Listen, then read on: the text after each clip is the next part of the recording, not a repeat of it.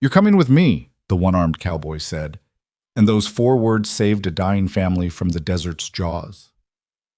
What happens when a heavily pregnant widow dragging 5 starving children through hell meets a stranger who's already lost everything? When mercy costs more than a man has left to give. This is the story of Clara Dunn and Bo Riker, 2 broken souls who built a family from ash and desperation under the merciless Arizona sun. Stay until the end to see how one choice changed 7 lives forever. And comment your city below so I can see how far this story travels across the world. The desert didn't care who you were. It didn't care if you were brave or cowardly, righteous or wicked. It took what it wanted: water from your body, hope from your heart, and eventually your last breath. Clara Dunn understood this with a clarity that burned hotter than the sun beating down on her bare, bloodied feet. She was 7 months pregnant and pulling a wagon. Not with a horse, not with an ox. With her own 2 hands, a frayed rope cutting trenches into her palms, and a will that was fracturing like sun-baked earth. Inside the wagon, 5 children huddled in whatever shade the torn canvas provided. 2 were hers: Emma, age 8, with her mother's dark hair and her father's stubborn chin, and Thomas, barely 6, still asking when Papa would come home. The other 3 were ghosts of someone else's tragedy: Lily, 5 years old with hollowed cheeks; Samuel, 7, who hadn't spoken since the bandits came; and baby Grace, not yet 2, who cried weakly for milk that didn't exist. The attack had happened 4 days ago. 4 days that felt like 40. Clara's wagon had been part of a small caravan heading west. 3 families seeking new starts in California, away from the poverty and prejudice of Missouri. They'd been warned about bandits, but warnings are easy to dismiss when desperation is louder. The bandits had come at dawn, whooping and firing pistols into the air. Clara's husband, Michael, had grabbed his rifle and shouted for everyone to get down. The other men had done the same. It should have been enough. 6 armed men against 4 raiders. The numbers were in their favor. But numbers meant nothing when the bandits had been doing this for years, when they knew exactly where to aim, exactly how to move. Michael had taken a bullet to the chest before he'd fired a single shot. The other men had fallen just as quickly. The bandits had taken everything: horses, food, water, weapons, even the wedding rings off the dead men's fingers. They'd left the women and children alive, but just barely, with 1 broken wagon and a canteen half full of water that was already gone by sunset of the first day. The other 2 women, Mrs. Patterson and Mrs. Chen, had died on the second day. Heat stroke, Clara thought, though she wasn't sure. One moment they'd been walking, the next they'd simply folded to the ground like paper dolls in a fire. Clara had buried them as best she could with the children watching, digging shallow graves with a broken plank because there was nothing else. She'd tried to say words over them, something about God and mercy and rest, but her mouth had been too dry and the words had crumbled to dust. That left her alone with 5 children, no water, no food, and a baby growing inside her that kicked and pressed against her ribs, as if demanding to know what kind of world it was being born into. Clara pulled, 1 foot forward, then the other. The rope bit deeper. Blood made the hemp slippery in her grip. Behind her, the wagon wheels groaned and stuttered over rocks and sand. "Mama?" Emma's voice drifted from inside the wagon, small and afraid. "Mama, can we stop?" "Not yet, baby." Clara's voice came out as a rasp. When had she last had water? Yesterday morning, a few drops shared among 6 mouths. "Not yet." "Thomas says his tummy hurts. I know, mine too." "Are we going to die, Mama?" Clara stumbled. The question hit harder than the heat. She wanted to say no, wanted to promise sunshine and safety and full bellies. But lies tasted wrong in this place. The desert had a way of burning through pretense. "Not if I can help it," she said instead, and pulled harder. The sun climbed higher. Clara's vision blurred and doubled. She'd stopped sweating hours ago, or was it yesterday? And that scared her more than anything. She'd seen heat stroke before. This was how it started. The baby kicked, hard. Clara gasped and nearly dropped the rope. Her hand went to her swollen belly, feeling the shape of a tiny foot pushing out against her palm. "Not yet," she thought desperately. "Please, not yet. We're not ready. I can't bring you into this." "Miss Clara?" The voice was so quiet she almost missed it. Lily. The little girl crawled to the front of the wagon, her blonde hair matted with sweat and dust. Miss Clara, Samuel won't wake up. Terror shot through Clara's chest like ice. She dropped the rope and climbed into the wagon with movements that felt like swimming through honey. Samuel lay in the corner, his skin pale and waxy, his lips cracked and bleeding. His chest rose and fell, but just barely. Samuel, Samuel, honey, can you hear me? Clara touched his forehead, burning hot. She looked at the other children, at their hollow eyes and cracked lips. Emma was holding baby Grace, trying to get her to stop whimpering. Thomas sat with his knees pulled to his chest, rocking slightly. They were all dying. Slowly, degree by degree, the desert was claiming them. Clara's hands shook as she backed out of the wagon. She picked up the rope again, feeling every blister pop and tear as the hemp bit into her raw flesh. She pulled. The wagon didn't move. She pulled harder, throwing her whole body into it, and the wheels finally grudged forward an inch. 1 inch. Then another. Then another. This is how we die, a voice whispered in her head. 1 inch at a time until there's nothing left. No, Clara said aloud. No, no, no! She pulled. The world narrowed to the rope, the pain, the heat, the endless stretch of sand and rock ahead. Her feet left bloody prints. The baby kicked again, and Clara sobbed, a dry heaving sound that brought no tears because there was no water left in her body for crying. Miss Clara, Lily again, her voice floating from the wagon. Are we leftovers? Clara stopped. The question made no sense. What? Leftovers, the things nobody wants. Mama used to say we'd eat leftovers when there wasn't enough food for real dinner. Samuel and Grace and me, our mamas died. Nobody wanted us. Are we the leftovers nobody wants? The words broke something in Clara that all the heat and pain and death hadn't managed to touch. She opened her mouth to answer, to say something, anything, but her legs chose that moment to stop working. She went down hard, her knees hitting the sand with a jolt that sent white lightning through her vision. The rope fell from her hands. She couldn't get up. She tried. God, she tried. But her body had finally, mercifully, quit. Clara's head swam. The sand beneath her palms felt like it was tilting, spinning, pulling her down into its burning embrace. Mama! Emma's scream came from far away, or maybe right next to her. Mama, get up! Please, get up! I can't, Clara thought. I'm sorry. I tried. I tried so hard. The children were crying now, at least the ones who had energy left to cry. Clara lay on her side in the sand, watching the wagon shimmer and blur in the heat. She couldn't protect them, couldn't save them. The desert was going to take them all, just like it had taken Michael, just like it had taken the other women, just like it would take her baby who would never draw a first breath. I'm sorry, she thought. Michael, I'm sorry. I tried to get them somewhere safe. I tried to finish what we started. I'm so sorry. The sky above was white with heat. Clara closed her eyes. A shadow fell across her face. At first she thought it was death, the final darkness coming to collect what the desert had claimed. But then a hand touched her shoulder, rough and warm and undeniably real. Ma'am, can you hear me? The voice was male, low and rough as gravel, with an accent that spoke of Texas ranges and long trails. Clara forced her eyes open. The sun blazed behind a figure on horseback, turning him into a dark silhouette haloed in fire. She couldn't make out details, just the outline of a hat, broad shoulders, a horse standing patient and still. Please, Clara whispered. The words scraped out of her throat like glass. Please don't take from us. There's nothing left. Please. The figure dismounted in one smooth motion. Boots hit the sand with a soft thud. He knelt beside her, and Clara's vision cleared enough to see his face, weather-worn and hard, with lines carved deep around his eyes and mouth. A dark beard covered his jaw. His eyes were the color of storm clouds, gray and distant and unreadable. What struck her most was his left arm, or rather, where his left arm should have been. The sleeve of his dusty coat was pinned up at the shoulder, empty. Nobody's taking anything, the man said. His voice was quiet but steady. How many in your party? 5 children, Clara managed. Me. My baby. She put a hand on her belly. Please, they need water, food. I can't, I couldn't. Shh.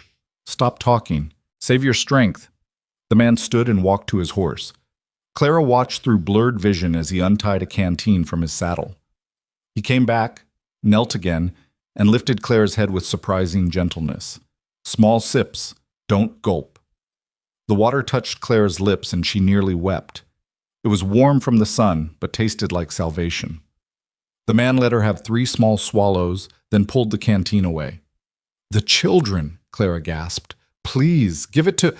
I will. Stay here. He left her and approached the wagon. Clara heard Emma's frightened voice. Don't hurt us, mister. We don't have nothing. I'm not here to hurt you. The man's voice was patient. I have water. Come here, one at a time. Clara listened to him give each child water, his voice low and steady, talking them through it. Small sips, don't drink too fast. I know you're thirsty, but your stomach can't handle much. When baby Grace started crying, Clara heard him murmur something so soft she couldn't make out the words, but the baby quieted. Then he was back at his horse, untying saddlebags. He pulled out dried meat, hard biscuits, a small bundle wrapped in cloth. He brought it to the wagon, and Clara heard the children's gasping gratitude as he distributed the food. Not too much, he warned. Eat slow. If you eat too fast, you'll just bring it back up. He returned to Clara, bringing more water and a piece of biscuit softened in water. She ate mechanically, her mind spinning. This didn't make sense. Men in the desert didn't help. They took.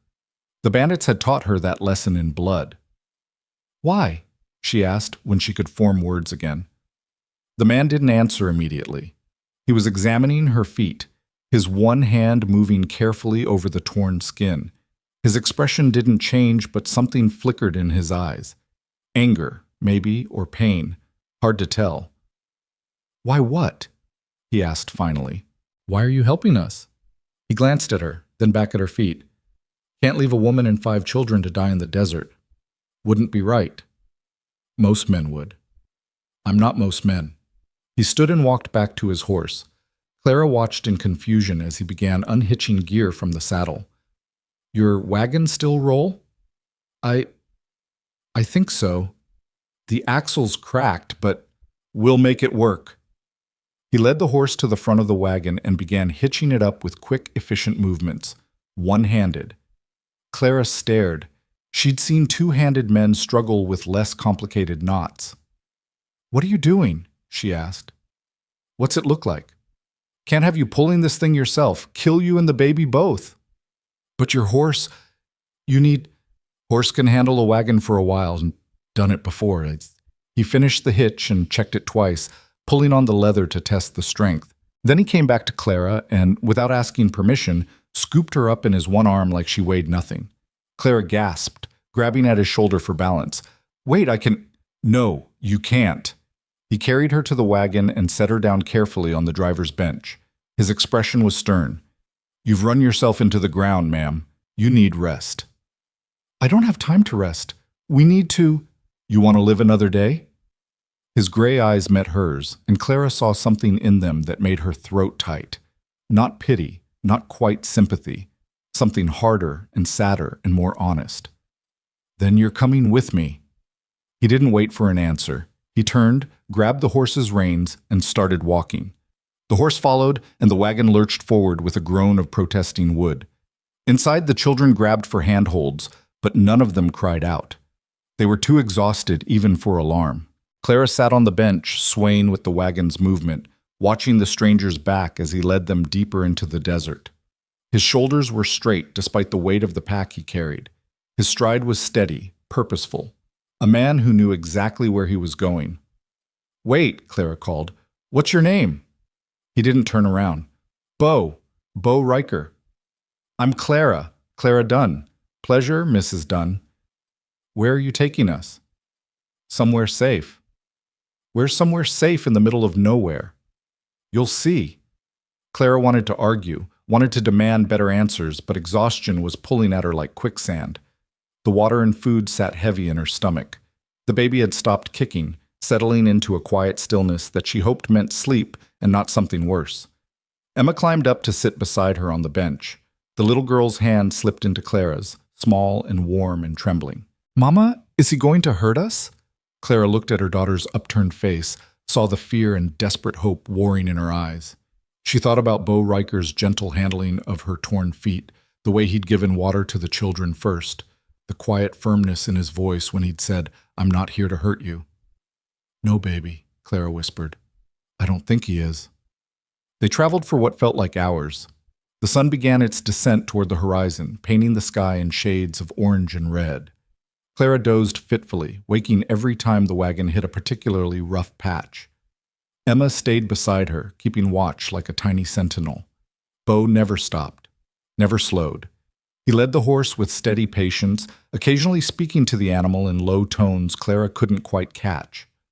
Once, she saw him reach up to wipe sweat from his forehead with the back of his hand, his only hand, and the gesture struck her as unbearably lonely somehow. What kind of man was this? Where had he come from? Where had he been going before he found them? And most importantly, what did he want? Men didn't help for free.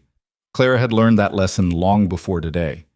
There was always a price, always an expectation. Her stomach turned at the thought, at the implications, but she was too tired and too desperate to care. If Bo Riker wanted payment for saving their lives, she'd find a way to pay it.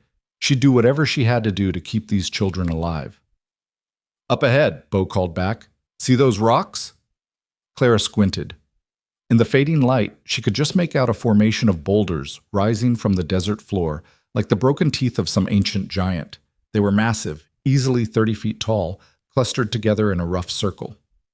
"What about them?" Clara asked. "Shelter. We'll camp there tonight." The wagon groaned and complained as Bo guided them around the base of the rocks. On the far side, Clara saw what he'd been aiming for. A natural alcove formed where 3 boulders leaned together, creating a space protected from the wind. Someone had been here before.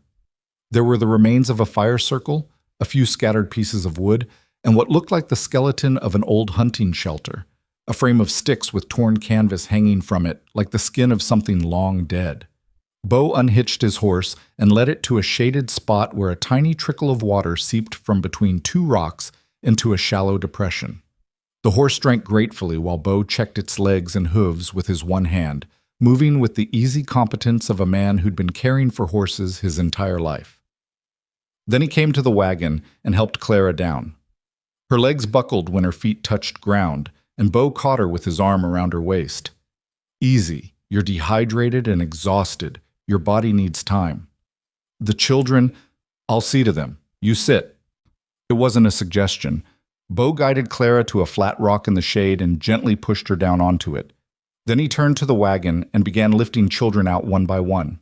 Emma came first, then Thomas, then Lily with baby Grace in her arms, and finally Samuel, who Bo carried with extra care. The boy still hadn't woken up. Bo laid Samuel in the shade and examined him carefully, checking his pulse, his breathing, the color of his skin. Clara watched, her heart in her throat. "He's alive," Bo said quietly. "Unconscious from heat and dehydration, but alive. We need to cool him down and get fluids into him." "How?" Bo looked around, his eyes assessing, calculating. Then he stood and started moving with sudden purpose. He went to his saddlebags and pulled out a small pot. He carried it to the trickle of water and positioned it to catch the flow, slow but steady. While it filled, he gathered the driest wood he could find from the scattered debris around the rocks. Clara watched in amazement as he built a fire one-handed, arranging kindling, striking flint against steel with the pot wedged between his knees for stability, coaxing the first sparks into flame with the kind of patience that spoke of thousands of cold nights and lonely camps. When the fire was burning steady, he set the pot on rocks at the edge of the flames. The water heated slowly. Bo used his knife to tear strips from what looked like an old shirt from his pack, dropping them into the warming water. "What are you doing?" Clara asked. "Making a compress. Warm water on the wrists and neck can help bring someone back from heat stroke without shocking their system. Cold water's too much of a shock." He knew what he was doing. This wasn't his first time saving someone from the desert's grip. When the water was warm enough, Bo wrung out the cloth strips and placed them carefully on Samuel's wrists, neck, and forehead. The boy stirred slightly, a small moan escaping his cracked lips. "That's it," Bo murmured. Come on back, son. Come on back. The other children watched in silence, their eyes huge and frightened. Thomas had his thumb in his mouth, something Clara hadn't seen him do since he was 3. Lily held baby Grace so tightly the infant squirmed in protest. Emma stood close to Clara, her hand gripping her mother's shoulder. After what felt like an eternity, Samuel's eyes fluttered open. He stared up at Bo in confusion, then fear. "Easy," Bo said softly. "You're safe. You've been sick, but you're going to be all right now. Think you can drink some water?" Samuel's response was barely a whisper. "Yes, sir." Bo helped him drink, supporting the boy's head with his one hand, tipping the canteen carefully. When Samuel had managed a few swallows, Bo lowered him back down. "Rest now. We'll try more later." Samuel's eyes drifted closed again, but this time his breathing was stronger, more even. Clara felt something break loose in her chest, a tension she'd been carrying so tightly it had become part of her skeleton. Samuel was going to live. They were all going to live, at least through tonight. The sun touched the horizon, and the temperature began to drop with the sudden intensity of the desert. Within an hour, it would go from scorching to frigid. Clara had learned that the hard way over the past 4 days. Bo seemed to know it too. He stood and surveyed the broken hunting shelter, then the children, then the supplies he had. "Not enough," he muttered. "Not enough what?" Clara asked. "Blankets, canvas, materials."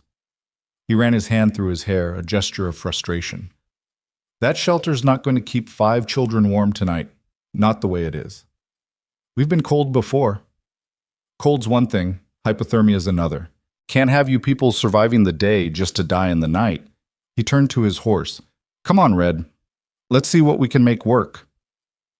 For the next hour, Clara watched Bo Riker perform what could only be described as miracles. With one arm, a knife, some rope, and a fierce determination that bordered on stubbornness, he rebuilt the hunting shelter. He lashed new supports to the old frame, stretched the torn canvas tight and tied it down, gathered dried brush to stuff in the gaps for insulation, and spread his own bedroll on the ground inside for the children to lie on. He worked without stopping, without complaining, with the kind of focused intensity Clara associated with men fighting for their lives. Except Bo wasn't fighting for his life. He was fighting for theirs. When he finally stepped back, sweat dripping down his face despite the cooling air, the shelter looked almost solid. Not perfect, not pretty, but functional. Safe. "All right," he said, breathing hard. "Children inside. We need to keep body heat in." Emma helped gather the little ones. They crawled into the shelter and huddled together on the bedroll, their small bodies pressed close for warmth. Bo draped his horse blanket over them. It smelled of animal and leather but was thick and warm, and then added his coat on top. "But you'll be cold," Emma protested. "I'll manage. Fire will keep me warm enough." "Mama too," Thomas said. "Mama needs to stay warm for the baby." Bo's eyes shifted to Clara. She saw him take in her swollen belly, the exhaustion in her face, the way she was shivering already, though the sun had only just set. "Right," he said. "Mrs. Dunn. Inside." "There's no room?" "There's room. Get in." Clara wanted to argue, but she was so cold, so tired, and the baby was moving restlessly like it was cold too.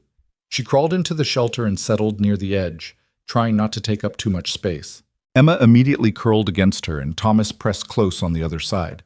Lily, Samuel, and Grace arranged themselves nearby, and somehow they all fit, a tangle of limbs and shared warmth beneath the horse blanket and coat. Bo stood outside, feeding wood to the fire. The flames grew, pushing back the darkness, and Clara could see his silhouette against the light, alone, one-armed, keeping watch. "Mr. Riker?" she called softly. "Thank you." He didn't turn around. "Sleep, Mrs. Dunn. Morning comes quick." Clara closed her eyes and, for the first time in 4 days, felt something almost like safety settle over her. The children's breathing slowed and deepened as they fell into real sleep, not the half-conscious daze of heat exhaustion. The baby kicked once, gently, then stilled. Outside, Bo Riker kept watch as the stars came out one by one, as the fire crackled and sparked, as the desert night wrapped around them cold and vast and full of dangers Clara couldn't even imagine. But for now, They were alive. They were together. And there was a man with one arm standing between them and the darkness, asking nothing in return. Clara's last thought before sleep took her was a question she couldn't answer. Who are you, Bo Riker? And why did you save us? Clara woke to the smell of cooking meat and the sound of wood crackling in a fire. For a disoriented moment, she thought she was back in Missouri, in the small cabin she and Michael had shared, and he was making breakfast before heading out to the fields. Then Emma shifted beside her, and baby Grace whimpered, and reality crashed back down with the weight of 1,000 stones. Michael was dead. They were in the desert, and a stranger was cooking something that made her stomach clench with hunger so fierce it hurt. She extracted herself carefully from the tangle of sleeping children and crawled out of the shelter. The morning sun was just cresting the horizon, painting the rocks in shades of gold and amber. The air was already warming, the brutal cold of night retreating like it had never existed. Bo knelt by the fire, turning a spit with his one hand. 2 rabbits roasted over the flames, their skin crisping and popping with fat. His rifle lay within easy reach, and Clara realized with a start that he'd been hunting while they slept. "Morning," he said without looking up. "Sleep all right?" "Better than I have in days." Clara sat on the same flat rock from last night, her body protesting every movement. Everything hurt, her feet, her back, her hands where the rope had torn them open. "Where did you get the rabbits?" "Snares. Set them last night, checked them at dawn." He glanced at her, his gray eyes unreadable in the early light. "How's the baby?" Clara's hand went automatically to her belly. "Moving. That's good, I think." "Moving's good. Means it's strong." He turned the spit again, examining the meat critically. "You eat meat?" "Yes, we all do." "Good. These'll be done soon. Get some food in those children, they'll start feeling human again." The word human struck Clara as oddly specific, like Bo was intimately familiar with the space between human and not human, between living and just surviving. She studied him in the morning light, the hard lines of his face, the permanent squint around his eyes from years of staring at distant horizons. The way he moved with his one arm like the missing limb had never existed at all. "How long have you been out here?" she asked. "In the desert, I mean." "Long enough." He pulled the rabbits off the fire and set them on a flat rock to cool. 3 years, give or take. Used to work cattle in Texas before the war. After I got back, couldn't seem to settle. Started drifting west. "The war took your arm?" "Sharpshooter took my arm. War just happened to be where we met." His tone was flat, matter of fact, like he was discussing the weather. "Mini a ball through the shoulder at Shiloh. Field surgeon said it was the arm or die of infection. Wasn't much of a choice." Clara watched him portion out the rabbit meat with his knife, the movements precise and practiced. "I'm sorry. Don't be. I'm alive. A lot of good men aren't." He set aside what looked like the best pieces. "I'm going to wake the children. They need food more than sleep." He was right, of course, but Clara still felt a pang of guilt as the children emerged from the shelter one by one, squinting against the sunlight like small animals leaving their den. Samuel looked stronger today, though still pale and unsteady. Lily held baby Grace, who was crying, a weak, pitiful sound that made Clara's heart ache. "She's hungry," Lily said anxiously. "I tried to calm her, but she won't stop." "She's too young for solid food," Clara said, taking the baby.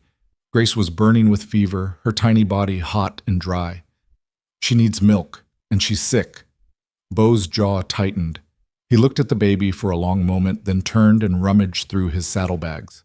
He pulled out a small leather pouch and brought it to Clara. "Dried chamomile.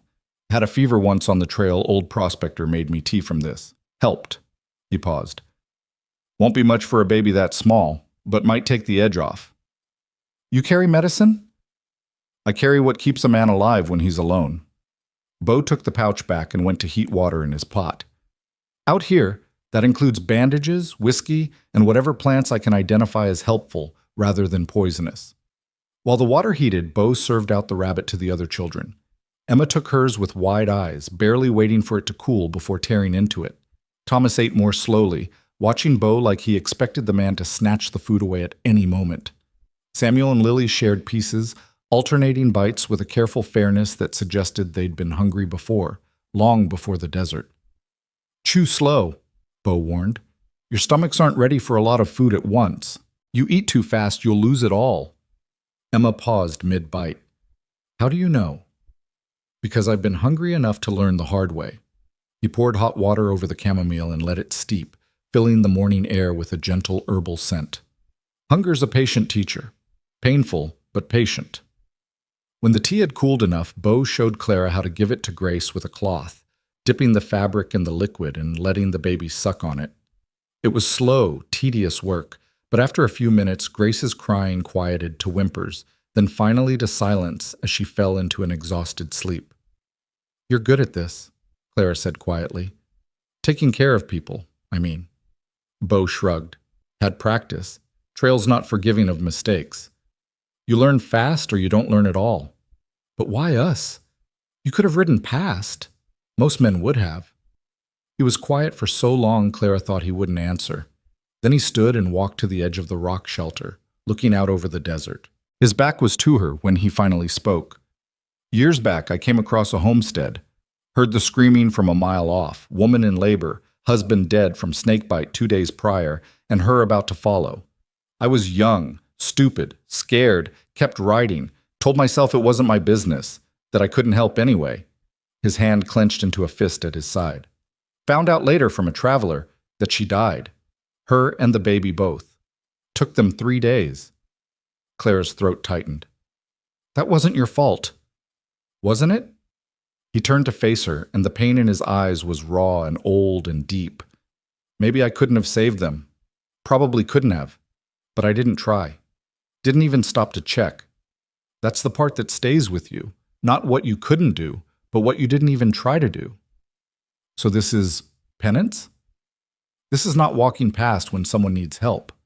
He came back to the fire and began cleaning up the remains of breakfast, movements sharp with suppressed emotion. If that's penance, so be it. The children had finished eating and were sitting in a small cluster, talking quietly among themselves. Clara watched Emma gently rebraid Lily's hair while Thomas showed Samuel a small rock he'd found that looked vaguely like a horse. They looked better, not healthy, not safe, but better. Like children again instead of dying things. What happens now? Clara asked.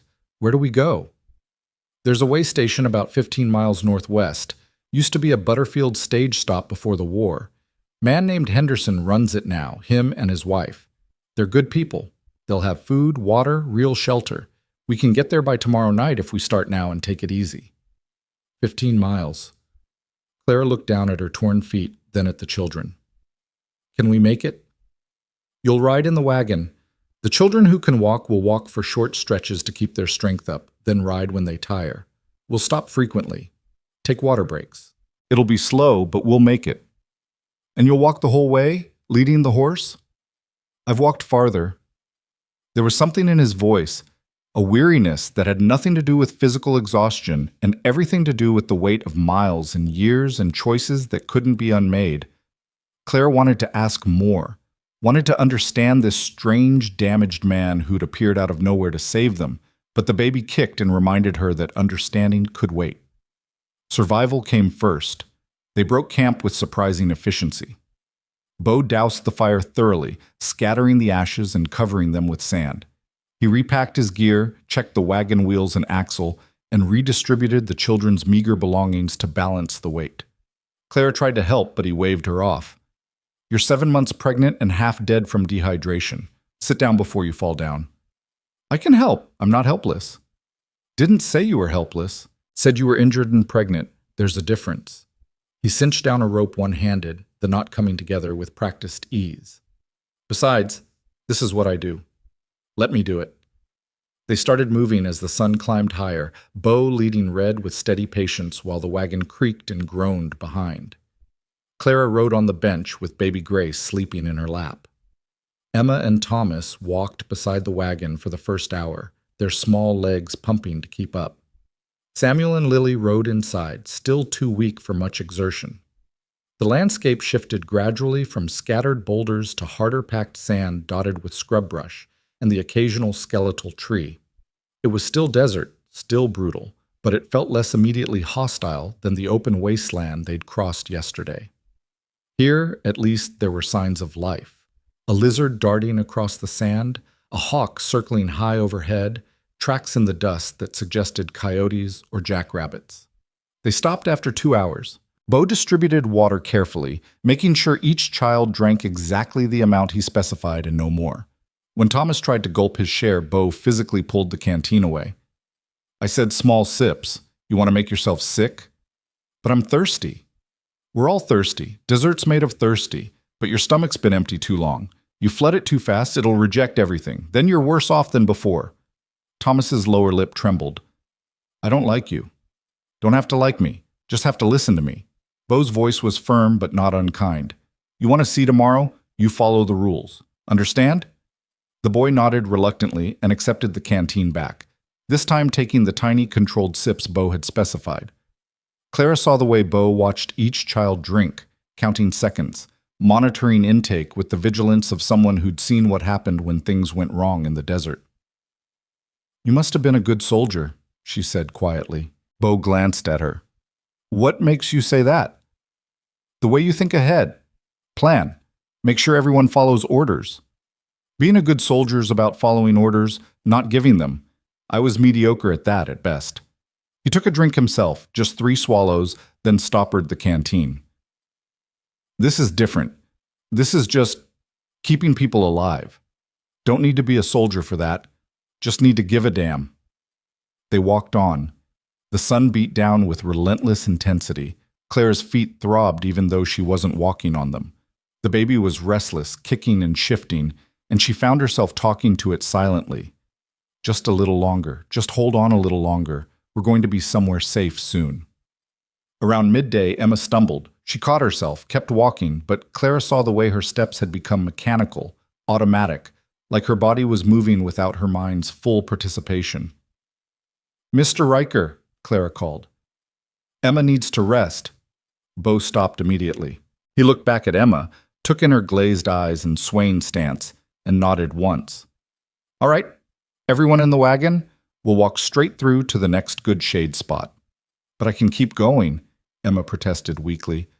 I'm not tired. You're exhausted. Get in the wagon.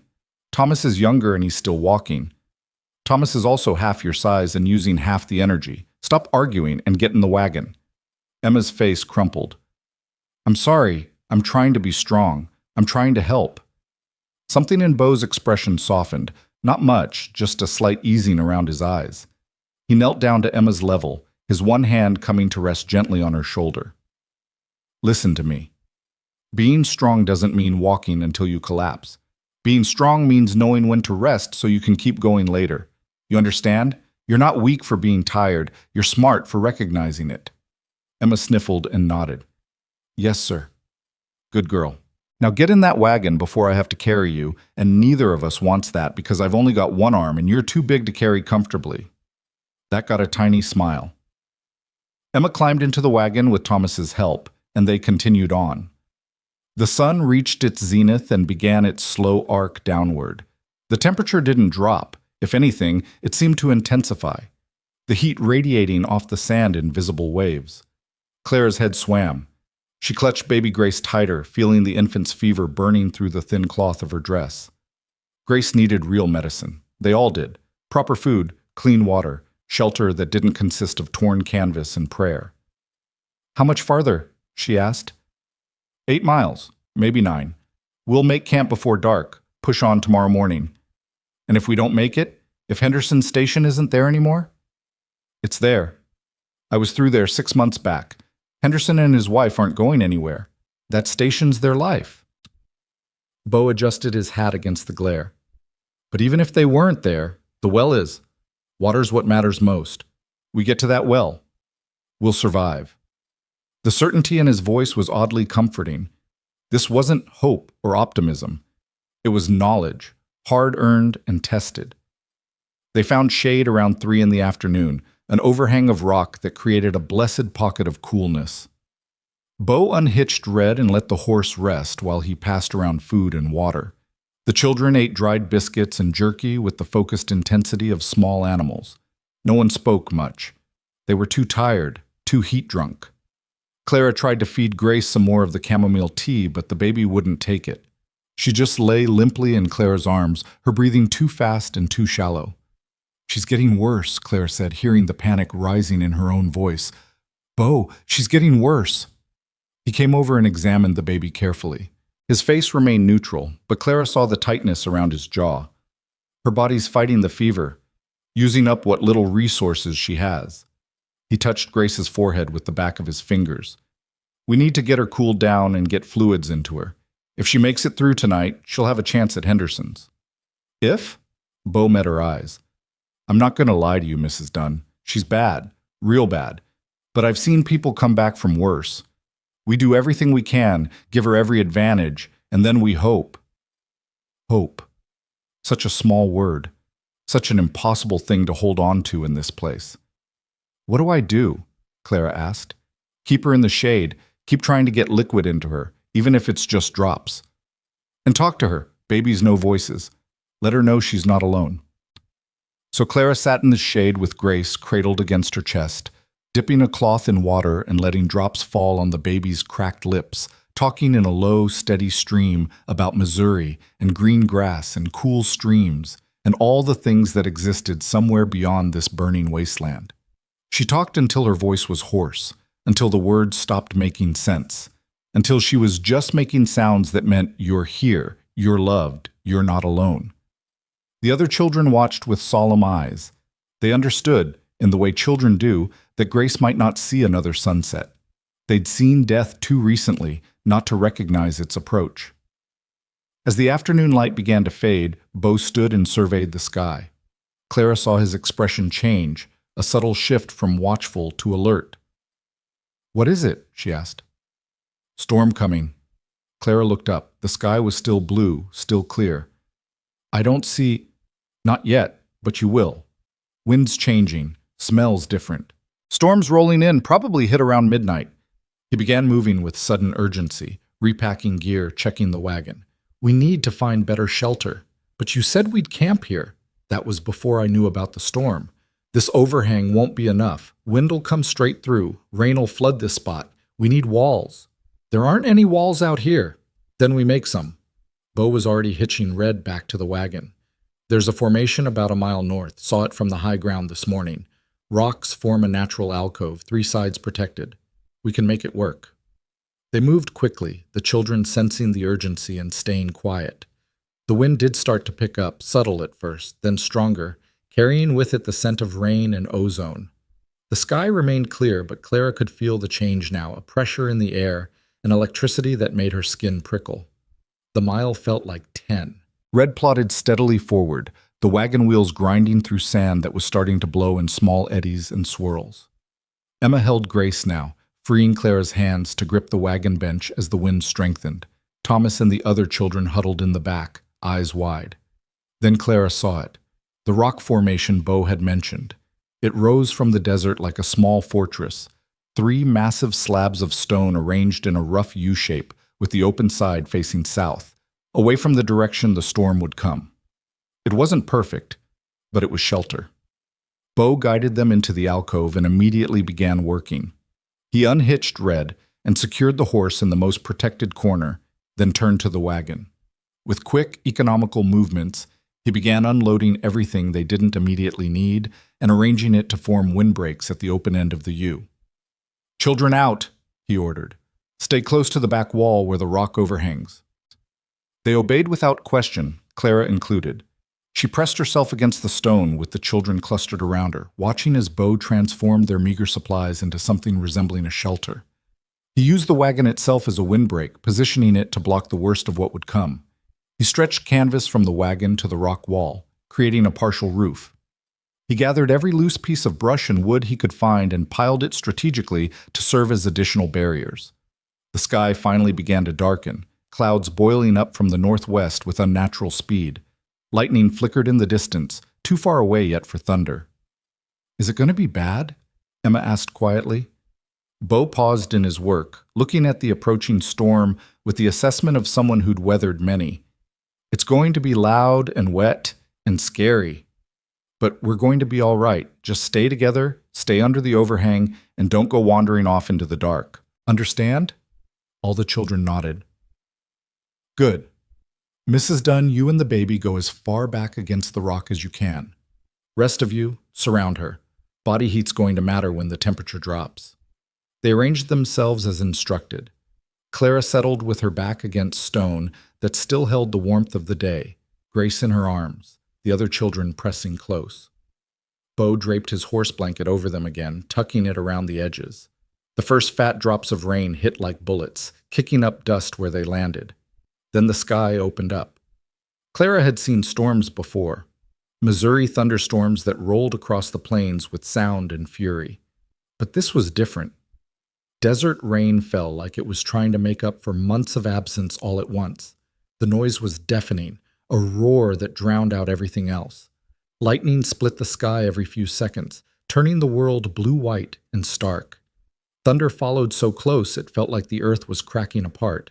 The canvas bow had stretched, flapped, and snapped in the wind, threatening to tear loose. Water poured down the rock walls on either side of them, creating instant waterfalls. The wagon rocked and groaned, Red whinnying nervously despite being protected. And through it all, Bo was outside, moving in the storm, checking tie-downs, adjusting the canvas, wrestling with wind that seemed determined to tear everything away. "He's going to get hurt!" Emma shouted over the roar. Clara watched as a particularly violent gust caught the canvas, ripping one end free. Bo lunged for it with his one hand, caught it, and Clara saw him wrap the rope around his forearm, using his body weight to hold it down. The wind pulled at him, rain lashing his face, but he held on. Another tie point snapped. The whole canvas structure threatened to come down. Without thinking, Bo threw himself flat on top of it, using his entire body as an anchor. He lay there in the mud and rain, holding the shelter together through sheer stubborn will. "Mama, he's going to freeze," Thomas said, his voice small and scared. "I know, baby. Why doesn't he come inside with us?" Clara watched Bo through the sheeting rain, watched him adjust his position to better secure a flapping corner, watched him endure what must have been bone-chilling cold and brutal wind without a sound of complaint. Because if he comes inside, the shelter might not hold. And if the shelter doesn't hold, we get wet. And if we get wet in this cold... Clara didn't finish the sentence. The children understood anyway. Samuel, who had been silent for so long, suddenly spoke. "He's saving us. Again." "Yes, he is. But why?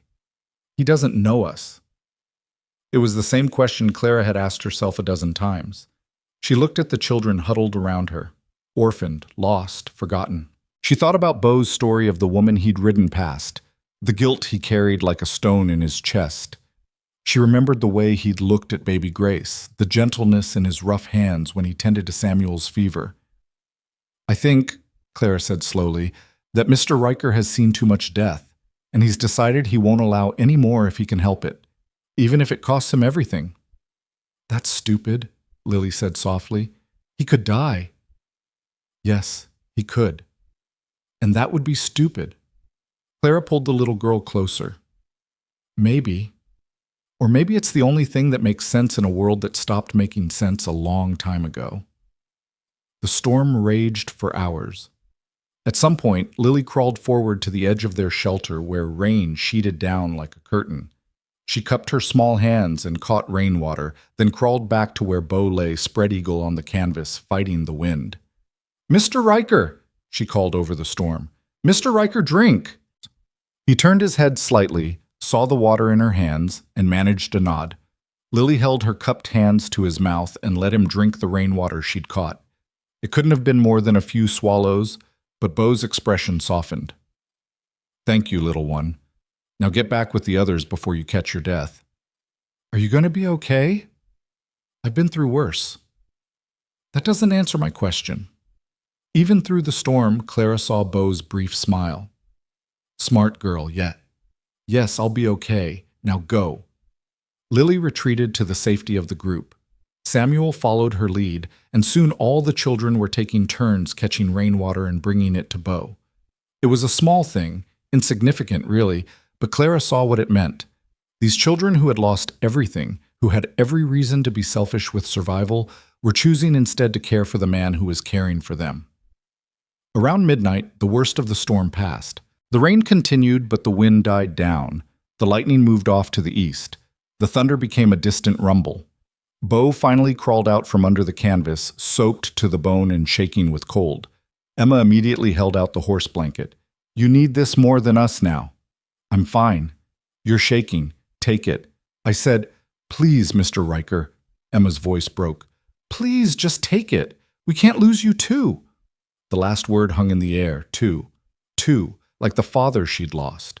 Too, like the mother of the orphaned children. Too, like everyone who'd left and never come back. Bo stared at Emma for a long moment. Then, slowly, he reached out and accepted the blanket.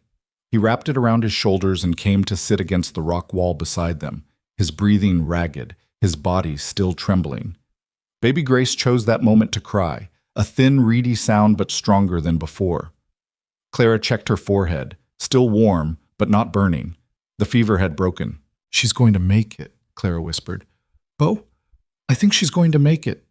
He nodded, too exhausted to speak. His eyes were closing despite his obvious effort to stay alert. "Sleep," Clara said gently. "We'll keep watch. You've done enough." "Can't. Need to. But his body had other plans. Within seconds, Bo Riker, stubborn, damaged, impossibly brave, was unconscious, his breathing evening out into the deep rhythm of utter exhaustion. The children looked at each other, then at Clara. Without anyone saying a word, they rearranged themselves to include Bo in their huddle of warmth. Thomas leaned against his side. Lily curled up near his feet. Emma draped the edge of the blanket more securely over his shoulders. Clara watched them all, these broken pieces of families, these remnants of tragedy, gathering together in the aftermath of the storm. And she thought about what Bo had said earlier. "This is not walking past when someone needs help." "Thank you," she whispered to the sleeping man. "Thank you for not walking past us." The rain continued its gentle patter. The night was cold, but no longer brutal. And for the first time since the bandits had destroyed her world, Clara allowed herself to believe that maybe, just maybe, they were all going to survive this. She looked down at Grace, sleeping peacefully for the first time in days. She felt the baby in her belly shift and settle. She saw the children breathing steady and calm around her, and she watched Bo Riker sleep the sleep of someone who'd given everything and somehow found it was enough. Tomorrow they would reach Henderson Station. Tomorrow they would find real safety. But tonight, in a rocky alcove in the middle of nowhere, surrounded by the remnants of a storm and the warmth of shared survival, Clara Dunn understood something fundamental. Sometimes salvation didn't come as a miracle. Sometimes it came as a stubborn man with one arm who simply refused to let anyone else die on his watch. And sometimes that was miracle enough. Dawn broke clean and cold, the storm leaving the desert scrubbed and glistening. Clara woke to find Bo already up, moving stiffly as he rekindled the fire with wood that had stayed dry under the wagon. His clothes were still damp, his hair plastered to his head, but his eyes were alert and focused. "Morning," he said quietly when he noticed she was awake. "We'll eat quick and move out.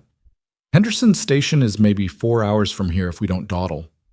Clara shifted carefully, trying not to wake the children still piled around her like puppies. Grace stirred in her arms but didn't cry, just made small huffing sounds against Clara's chest. The baby's fever was completely gone, her skin cool and dry.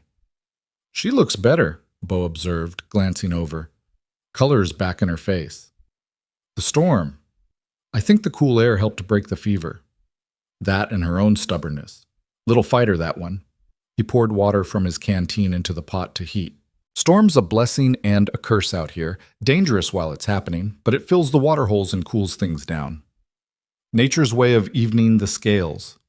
The children began to wake one by one, stretching and yawning. Thomas sat up and immediately looked for Bo, his small face relaxing when he found the man by the fire. "You're still here," the boy said. Bo raised an eyebrow. "Where'd you think I'd be?" "Papa left and didn't come back. Thought maybe you would too." The words landed like stones. Bo's jaw worked for a moment before he spoke. "Your papa didn't choose to leave you, son. Sometimes life takes choices away from us. But I'm here by choice, and I'm staying until you're all safe. That's a promise." How do we know you'll keep it? Because I've never broken a promise in my life, and I'm too old and too tired to start now. Bo held the boy's gaze steadily. You're going to have to trust me, Thomas. I know that's hard, but sometimes trust is all we've got. Thomas considered this seriously, then nodded. Okay, I'll trust you. Good man. They ate a cold breakfast of dried biscuits and water, then broke camp with practiced efficiency. Bo checked Red's hooves and legs carefully, making sure the storm hadn't caused any injuries, then hitched the horse to the wagon.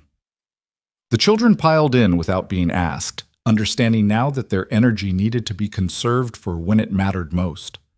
The landscape had changed overnight. Where yesterday everything had been dust and death, today small green shoots pushed up through the sand, and the air smelled of creosote and wet earth. Puddles dotted the ground, already shrinking under the climbing sun, but still offering proof that water existed in this place, that life could return even after the harshest drought. They made good time. Bo walked with a slight limp that Clara suspected came from lying on wet ground all night, but he never slowed, never complained. Red plodded along steadily, the wagon rolling easier over sand that had been packed down by the rain. Around mid-morning, Clara spotted something on the horizon. At first she thought it was a mirage, but as they drew closer, it resolved into solid shapes, a cluster of buildings, a windmill turning lazily, the distinctive outline of a water tower. Is that it? Emma asked, leaning forward. Is that Henderson's place? That's it, Bo confirmed. See the windmill? That's pumping water up from an underground spring. Station's got the only reliable water source for 50 miles in any direction. That's why the stage line put a stop there, and why Henderson's been able to keep it going. The children's excitement was palpable. Even Samuel, still quiet and withdrawn, sat up straighter to get a better view. They were close. So close to safety that Clara could almost taste it. That's when she saw the rider.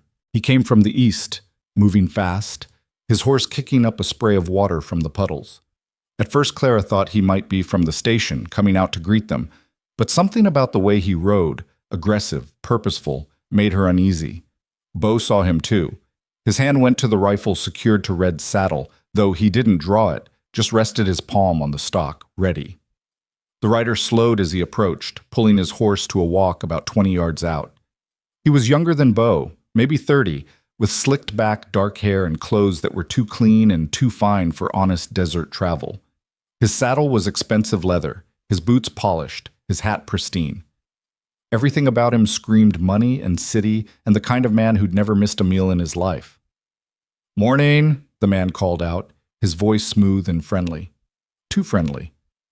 "Name's Miles Burrow. You folks heading to Henderson Station?" "We are," Bo said carefully. "That a problem?" "No problem at all, just making conversation." Miles walked his horse closer, his eyes cataloging everything, the wagon, the children, Clara's obvious pregnancy, Bo's missing arm. "Looks like you've had some trouble." "Nothing we can't handle." "I can see that. Still, rough thing, traveling through this country with young ones." His gaze lingered on the children in a way that made Clara's skin crawl. "Those all yours?" "They're under my protection," Bo said, and there was steel in his voice now. "That's all that matters." Of course, just curious." Miles smiled, showing too many teeth.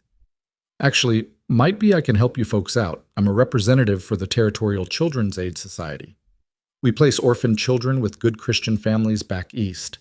I've got authorization to take custody of any unaccompanied minors I come across." Clara's blood went cold. "These children aren't unaccompanied. They're with me." "You their mother, ma'am?" "2 of them, yes. The others are orphans then. Exactly the kind of children my organization helps." Miles reached into his saddlebag and pulled out a sheaf of papers. "I've got all the proper documentation right here, signed by the territorial governor himself." "Those children aren't going anywhere," Clara said, her voice shaking with fury and fear. "They've been through enough.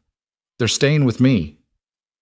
"Ma'am, I understand you've formed an attachment, but you have to think about what's best for them. You're pregnant, clearly struggling. How are you going to care for 5 children? 7, with your own 2 and the one on the way? These orphans need proper homes with people who can provide for them." "We're providing for them just fine," Bo said quietly. Miles's eyes narrowed as he looked at Bo. And you are? Someone who doesn't take kindly to strangers trying to separate families. This isn't a family. It's a desperate woman collecting strays she can't feed. Miles's friendly veneer was cracking now, showing something uglier underneath. I'm trying to help here. These children deserve better than dying in the desert. They're not dying. We're 4 hours from shelter and safety. Henderson Station, please. That's no place for children long term. What's your plan after that? Drag them across the desert until you all drop dead? Miles shook his head. No, my way is better. I'll take the 3 orphans now, get them back to civilization, find them real families. You keep your own children and everyone wins.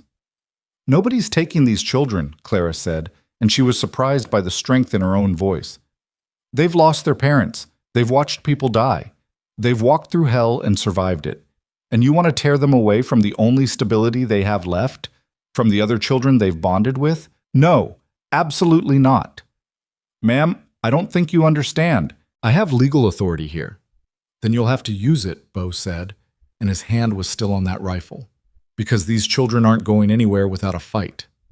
For a long moment, Miles just stared at Bo. Then he smiled again, but this time it didn't reach his eyes. I see. Well, we'll just have to see what the law says about this, won't we? He tucked the papers back into his saddlebag. I'll be at Henderson Station. We can sort this out properly there, with witnesses and everything above board. But make no mistake, those orphans are coming with me, one way or another. He turned his horse and rode off toward the station at a gallop. Clara watched him go, her heart hammering against her ribs. Bo, she said urgently, he can't just take them. Can he? Tell me he can't just take them. Bo's face was grim. Depends on if those papers are real. Territorial government's been pushing for orphan relocation programs. If he's got legitimate authorization... He trailed off, not finishing the thought.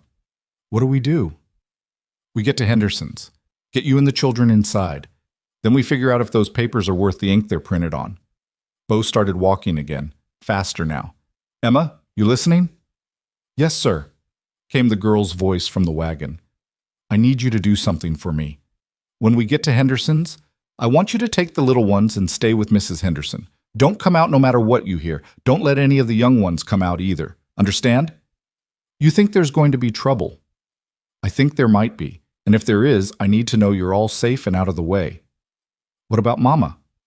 Your Mama's going to be with Mrs. Henderson too. This is men's business, and sometimes men's business gets ugly.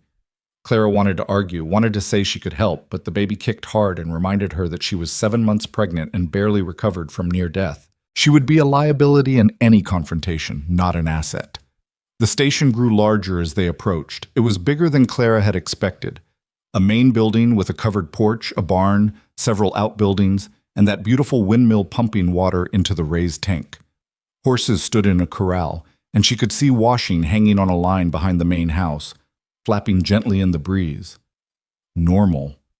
It looked so blessedly normal that Clara wanted to cry. A woman emerged from the main building as they pulled up, wiping her hands on her apron. She was perhaps 50, with iron gray hair pulled back in a severe bun and a face that looked like it had been carved from the same rock as the desert. But her eyes were kind. Bo Riker, she called out. Thought the desert had finally claimed you. Been 6 months since you came through. Takes more than desert to kill me, Martha. Bo climbed down from the wagon, moving to help Clara.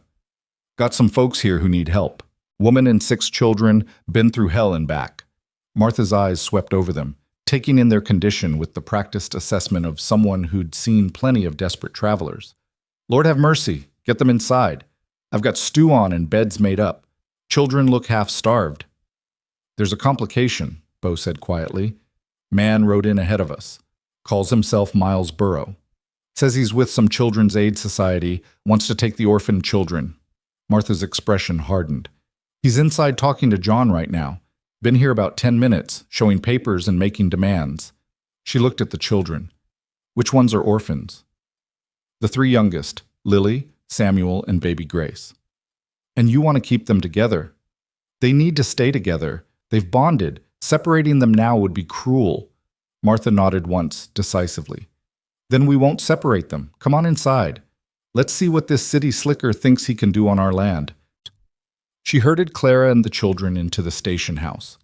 The interior was simple but clean: wooden floors, whitewashed walls, a large common room with a fireplace and long table. The smell of cooking meat made Clara's stomach clench with hunger so fierce it was almost painful. A man sat at the table with Miles Burrow, older than Martha, with a weathered face and steady eyes. This had to be John Henderson. He looked up as they entered, his gaze moving from the children to Clara to Bo. "Bo?" he said with a nod. "John." Miles stood up, that too bright smile back on his face. "Ah, here they are. Mrs. Dunn, children, please come in. Mr. Henderson and I were just discussing the best way to proceed." "The best way to proceed," Martha said sharply, "is to feed these poor babies and get them into beds. They look like death warmed over." Of course, but there are legal matters to address first." Miles gestured to the papers spread on the table. "Mr. Henderson, as I was saying, I have full authorization from the territorial government to take custody of orphaned minors. The 3 children in question, Lily, Samuel, and Grace, have no living parents. Therefore, they fall under my jurisdiction." "Show me those papers," Bo said. Miles hesitated, then pushed them across the table. Bo picked them up with his one hand, his eyes scanning the text. Clara watched his face, trying to read his expression. It remained carefully neutral. "These are dated 6 months ago," Bo said finally. "So, they're still valid." "Signed by Acting Governor Mitchell." "That's correct." "Mitchell was removed from office 4 months ago on corruption charges." Bo looked up, his gray eyes cold. "So either you didn't know that, which makes you incompetent, or you did know, and you're hoping we didn't, which makes you a liar." Miles's face flushed. That doesn't invalidate the authorization. The program itself is still— The program might be legitimate somewhere," John Henderson cut in, his voice calm but firm. "But these papers aren't worth the paper they're printed on. Not anymore." "You don't have the authority to make that determination." "On my land? I've got all the authority I need." John stood up, and despite being older, he was still an imposing figure. "Now, I suggest you finish your coffee and be on your way. These folks are staying here until they're recovered, and those children are staying with the woman who's been caring for them." Miles's composure cracked completely. His hand moved toward his coat, and Clara's breath caught. Was he going for a weapon? "I wouldn't," Bo said softly. He hadn't moved, hadn't drawn his rifle, but something in his voice made Miles freeze. "You want to walk away from this. Trust me. You're interfering with official business." "There's no official business here. Just a con man with fake papers trying to steal children." Bo's voice was flat, factual. "Question is, why? What's the real game here, Burrow? You selling these kids to someone? Rich folks back east willing to pay for white orphans, no questions asked?" The truth must have shown on Miles's face, because Martha gasped, and John's expression turned thunderous. "Get off my land," John said, his voice low and dangerous. "Right now, before I forget I'm a Christian man and do something I might regret." "You're making a mistake," Miles hissed. "All of you. I have connections, resources. You think you can just—" The sound of multiple horses approaching cut him off. Everyone turned toward the door as it opened. 3 men walked in, and Clara's heart sank when she saw the badges on their chests. Lawmen. Real ones, by the look of them. "Afternoon," the lead man said. He was perhaps 40, with a thick mustache and tired eyes. "Name's Deputy Marshal Hawthorne. Got word there might be a situation here regarding some children?" Miles's smile returned, triumphant. "Marshal, thank God. These people are trying to prevent me from carrying out my legal duties. I have authorization to—" "We know what you have," Hawthorne interrupted, "or what you claim to have. That's actually why we're here." He pulled out his own papers, wanted posters. Clara's blood ran cold until she saw whose face was on them. Miles Burrow, wanted for trafficking in stolen children. Reward, 500. "You're under arrest, Burrow," Hawthorne said calmly. "Been tracking you for 3 months. Finally got a tip you were working this territory." He looked at Bo. "You must be the one who sent word?" Bo shook his head. "Wasn't me." "Was me," Martha said. "Miles Burrow came through here 2 months back, trying the same trick. Took him for what he was right off. Sent word to the territorial marshal's office. Figured if he was working this area, he'd come back eventually." Miles's face had gone white. This is a mistake. I'm a legitimate— You're a thief and a slaver, Hawthorne said bluntly. We've found 6 families you stole children from, sold them to wealthy buyers back east who wanted orphans but didn't want to go through proper channels. You made them think it was legal, charged them a fortune, and left the kids stranded if the buyers changed their minds. He nodded to his deputies. Take him. They grabbed Miles by the arms. He struggled, shouting about lawyers and rights and mistakes, but the deputies hauled him outside without ceremony. Hawthorne stayed behind, his eyes on the children huddled near Clara. These the ones he was after? Yes, Clara said, finding her voice. But they're not going anywhere. They're staying with me. Hawthorne studied her, pregnant, exhausted, fierce. Then he looked at Bo, at John and Martha, at the children themselves. Ma'am, I'm not here to take anyone's children. I'm here to stop the man who does. He touched his hat. You all have a good day. Try to recover from whatever hell you've been through. He left. Through the window, Clara watched them load Miles onto a horse and ride off, the would-be kidnappers' protests fading into the distance. For a long moment, nobody moved. Then Samuel, silent. Samuel, who hadn't spoken more than a handful of words in days, walked over to Bo and wrapped his small arms around the man's legs. I thought you'd let him take us, the boy whispered. I thought you'd let him take us, and we'd never see each other again. Bo's one hand came down to rest on Samuel's head, his expression cracking for just a moment to show the emotion underneath. No one's taking you, not while I'm breathing. Promise? Promise.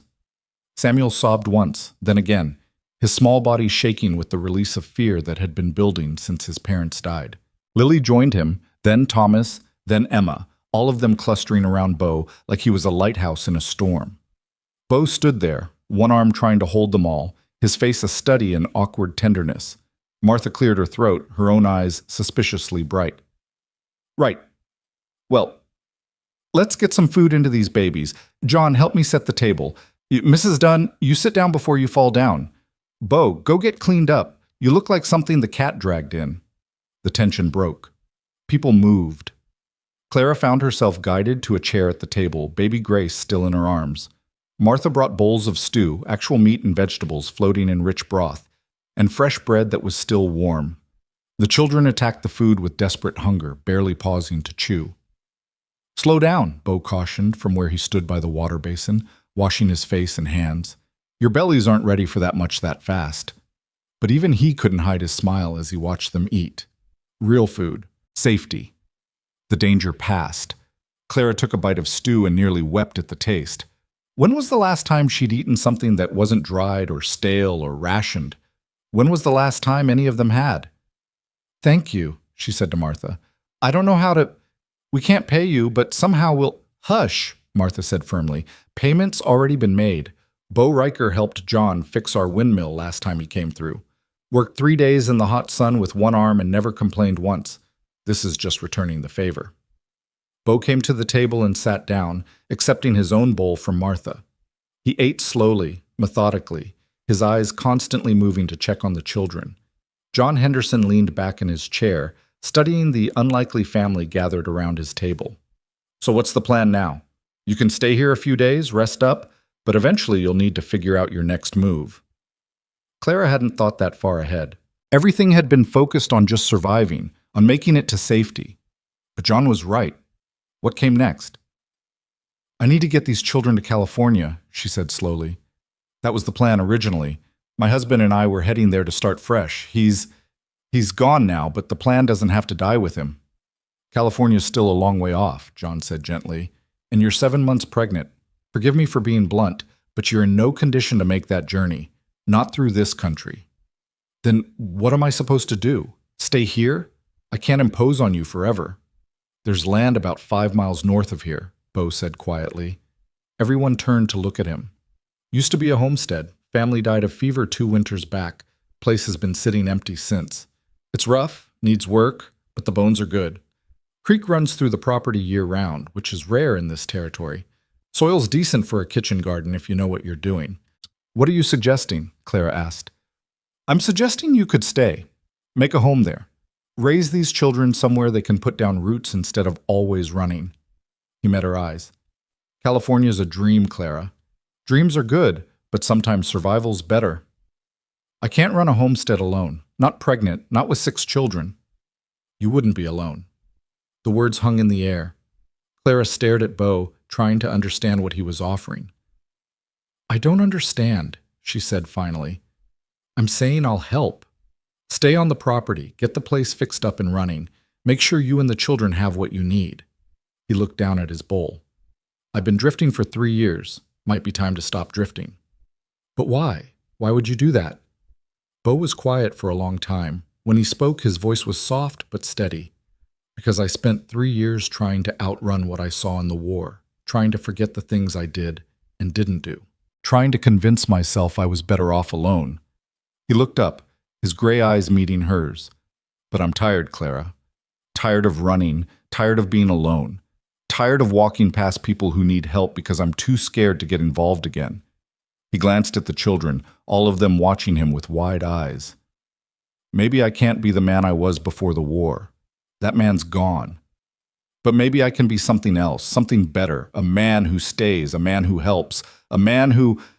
He trailed off, struggling for words. A man who builds instead of just surviving. Emma spoke up, her voice small but clear. You mean you'd be our pa? Bo flinched at the word. I don't know about that. Your pa's irreplaceable, little one. No one's trying to take his place. But I could be someone who looks after you, someone who makes sure you grow up safe. That sounds like a pa to me, Thomas said seriously. Martha had her hand over her mouth, her eyes wet. John was smiling, the kind of smile that came from seeing something right happen in a world that was usually wrong. Clara felt the baby kick inside her, felt the weight of 6 living children around her and one about to be born, felt the impossible choice being laid before her. Accept Bo's help and tie her life to a man she'd known for 3 days? Or refuse and try to make it alone, 7 months pregnant with 6 children in the desert? It wasn't really a choice at all. I'm going to have conditions, she said finally. Bo nodded. Fair enough. You don't drink to excess. You don't raise a hand to any of these children ever. You don't make promises you can't keep. And if you decide to leave, you tell us first. No disappearing in the night. Agreed. And Clara hesitated, then pushed forward. And you teach them. Reading, writing, numbers. How to survive out here. They've lost their parents, but they don't have to lose their futures. I can do that. Clara looked at the children.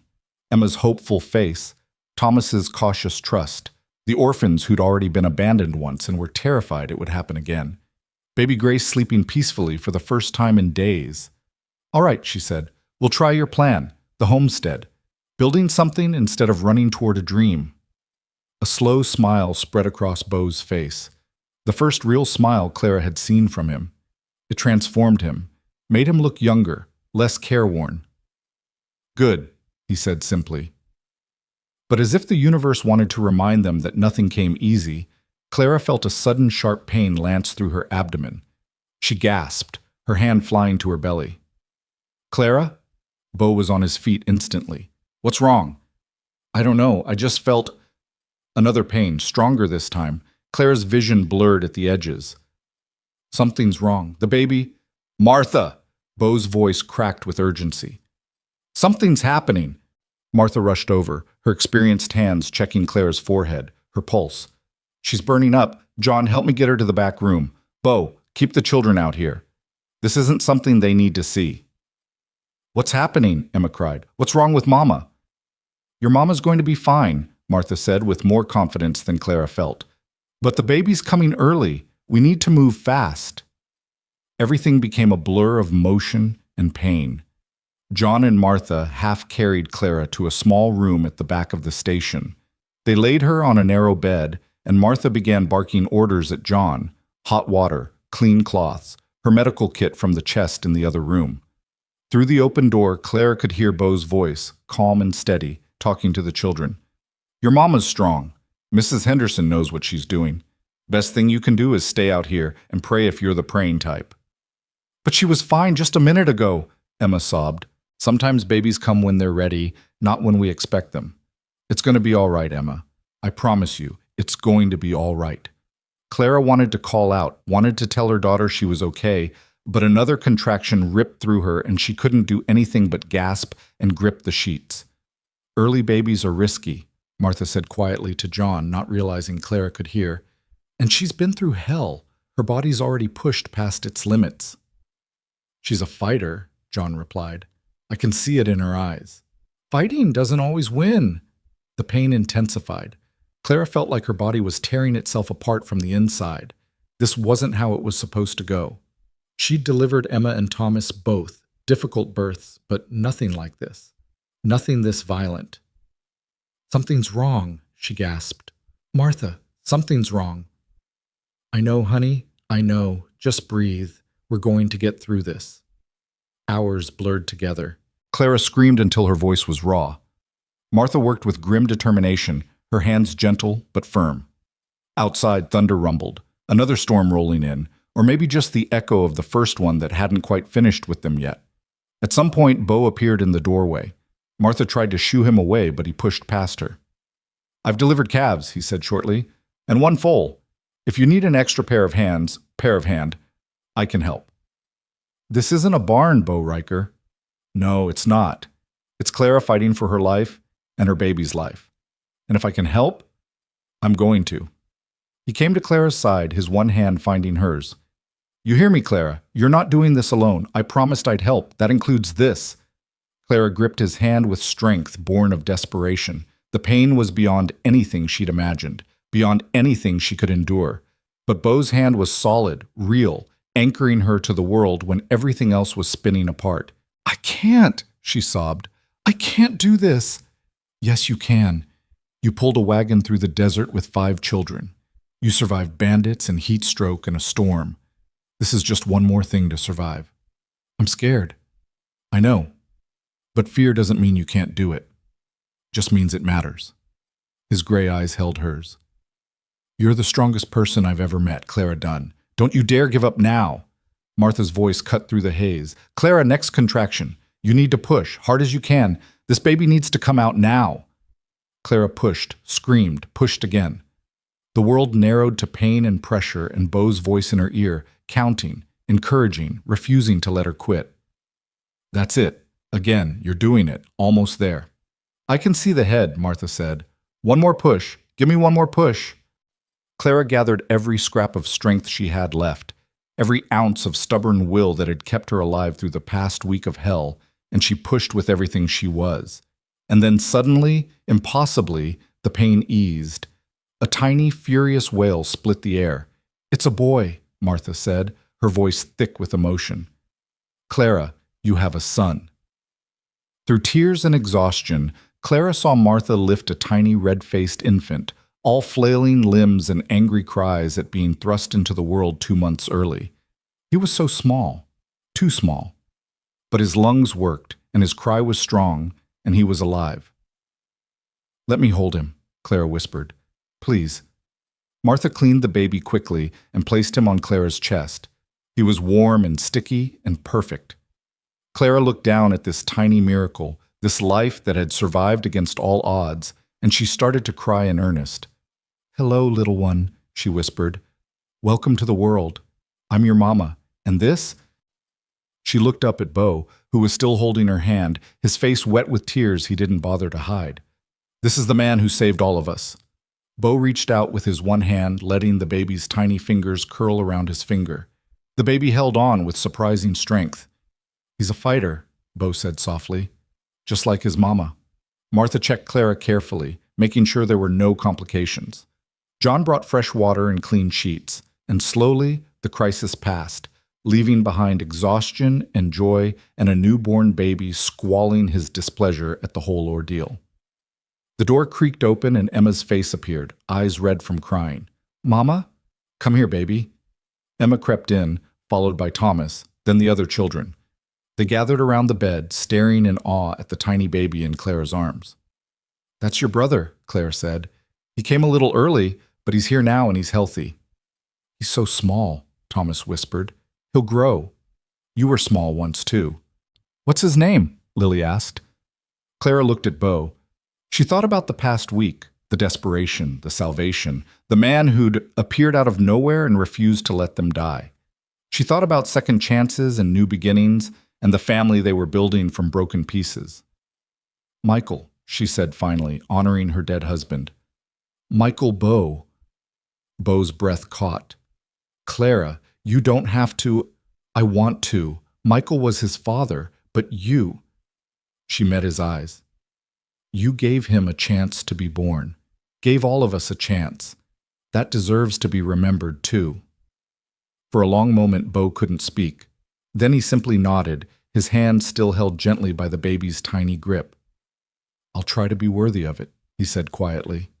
You already are. Outside, the storm finally broke, rain drumming on the roof in a steady rhythm. Inside the station house, 7 children and 2 adults crowded around a narrow bed, looking at a baby who represented everything they'd fought for: survival, family, hope. So what now? Emma asked. What happens next? Beau looked at Clara, then at all the children, then at baby Michael, already falling asleep in his mother's arms. Now we rest, we heal. And when everyone's strong enough, we go home. He said the word like he was testing it out, seeing how it fit. We go home and we build something that lasts. Together? Thomas asked hopefully. Together. The children erupted in tired but genuine smiles. Even Samuel, always so quiet, looked something almost like happy. They'd survived. They'd found each other. And now they were going to build something real out of the ashes of tragedy. Clara closed her eyes, exhausted beyond measure, but more at peace than she'd been in weeks. The baby slept on her chest. The children whispered excitedly around her. And Beau Riker stood guard, as he had from the moment he found them, refusing to let anything else take what they'd fought so hard to keep. The storm passed. The sun would rise tomorrow. And they would all still be here, together, ready to start building the life they'd nearly died trying to find. They stayed at Henderson Station for 2 weeks. Martha insisted, and when Martha Henderson insisted on something, even Beau Riker knew better than to argue. That baby came 2 months early, Martha said flatly, when Beau suggested they could move on after a few days. Clara needs rest and proper food. The baby needs time to get stronger. And you, Beau Riker, need to stop acting like staying in one place for more than a night is going to kill you. So they stayed. And slowly, impossibly, they began to transform from a collection of survivors into something that resembled a family. Clara spent most of the first week in bed recovering from the brutal delivery. Her body had been pushed past all reasonable limits, and it demanded payment in the form of bone-deep exhaustion and muscles that screamed at the slightest movement. But baby Michael thrived despite his early arrival, nursing with fierce determination and gaining weight day by day. His cries were strong and healthy, and Clara would wake in the night to find Beau sitting beside her bed, one finger held in the baby's tiny grip, his expression soft with wonder. "Can't sleep?" she asked one night, her voice barely a whisper to avoid waking the other children sleeping nearby. Beau shrugged. "Sleep and I have never been close friends. War taught me to be a light sleeper. Desert taught me to be a lighter one. You don't have to keep watch anymore. We're safe here." "I know, old habits." He looked down at Michael, who was making small snuffling sounds in his sleep. "He's getting bigger already. Look at his cheeks. Could swear they're fuller than yesterday." Clara smiled. "Martha's been feeding me like I'm 10 people. All that good food goes straight to him. That's how it should be." Beau gently extracted his finger from the baby's grip and stood. "You need anything? Water? Another blanket? I need you to rest too. When's the last time you slept a full night? Don't remember. 2 years? 3? He said it like a joke, but Clara heard the truth underneath. This man had spent so long in survival mode that he'd forgotten how to do anything else. "Beau." She waited until he looked at her. "We're safe now. You can let your guard down." "Maybe." He moved toward the door, then paused. "But not yet. Not until I've kept all my promises." He left before Clara could ask what promises he meant, but she thought she understood. Beau Riker was a man who'd spent 3 years running from guilt and failure. Now he'd found something worth staying for, and he was terrified of failing again. The children adapted to station life with the resilience of young things. Martha put them to work on small tasks, gathering eggs from the henhouse, helping with laundry, sweeping floors, and they attacked each job with earnest dedication. Even little Lily, barely 5 years old, insisted on helping Martha knead bread, her small hands working the dough with fierce concentration. "I can help," she told Martha seriously. "I'm not useless." "Of course you're not useless, child. Who told you that you were?" Lily's face crumpled. "The bad man, Mr. Burrow. He said orphans were useless unless someone wanted them. He said we should be grateful anyone would take us at all." Martha's hands stilled in the bread dough. She looked at Lily with eyes that held decades of hard-earned wisdom and no small amount of fury. "That man was a liar and a thief, and he's in jail where he belongs. You listen to me, Lily. You're not useless. You're not unwanted. You are a child who has survived things that would break most grown men. That makes you strong. That makes you valuable. That makes you someone worth keeping. You understand me?" Lily nodded, tears streaming down her face. Martha pulled her into a flowery hug and held her while she cried out grief and fear that had been bottled up too long. Bo watched these small healings happen with quiet attention. He spent his days working, fixing broken things around the station that John had been meaning to get to, chopping wood one-handed with such efficiency that John just shook his head in admiration, training Red and 2 of John's horses to work together as a team for pulling the wagon. He worked from dawn until well past dark, pushing himself with the same relentless drive that had kept him alive in the desert. "You trying to work yourself to death?" John asked one evening, finding Bo in the barn long after supper, mending harness leather by lantern light. "Just trying to earn our keep." "You earned that the moment you showed up with a dying woman and 6 half-starved children. Everything else is just you being stubborn." John sat down on a hay bale, groaning slightly as his knees protested. "Want to tell me what you're really doing out here every night?" Bo's hand stilled on the leather. "Don't know what you mean." "You're avoiding going inside, avoiding being around all those people, avoiding feeling like part of something." John's voice was gentle but firm. "I recognize the signs, son. I was a soldier too. Different war, but same ghosts." "Don't know what ghosts you're talking about." "The ones that tell you you don't deserve happiness, that you don't deserve a family, that if you let yourself care about something, it'll be taken away just like everything else was." John leaned forward. "But here's the thing about ghosts, Bo. They can't hurt you unless you let them. And those children in there? That woman who just gave birth? They need you to stop letting the ghosts win." Bo was quiet for a long time. When he finally spoke, his voice was rough. "What if I'm not good enough? What if I fail them like I've failed everyone else? Then you'll fail forward. You'll learn. You'll do better next time. That's what being a father is, failing forward until you figure it out." John stood and put a hand on Bo's shoulder. "You already saved their lives. Now comes the hard part. You have to live with them, build something, stay when things get difficult. That's scarier than any desert or storm." "I don't know how." "None of us do. We just do our best and hope it's enough." John headed toward the barn door, then paused. "Emma asked Martha tonight when you were going to come eat with them. Said supper doesn't feel right without you there. Think about that." He left Bo alone with the lantern and the leather and the weight of responsibility settling over his shoulders like a physical thing. The next morning, Bo showed up for breakfast. He sat at the long table with Clara and all the children, awkward and uncertain, but present. Emma beamed at him like he'd given her the moon. Thomas immediately started telling him about the chicken egg he'd found that morning, a double yoker, which Martha said was good luck.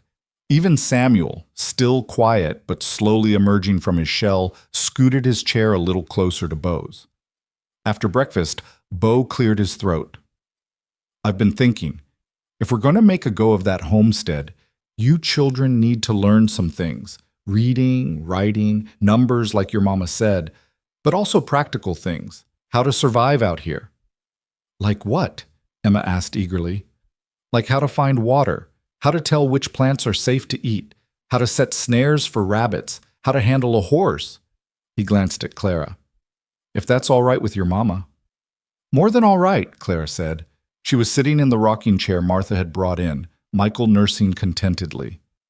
"They need to learn everything you can teach them." So the lessons began.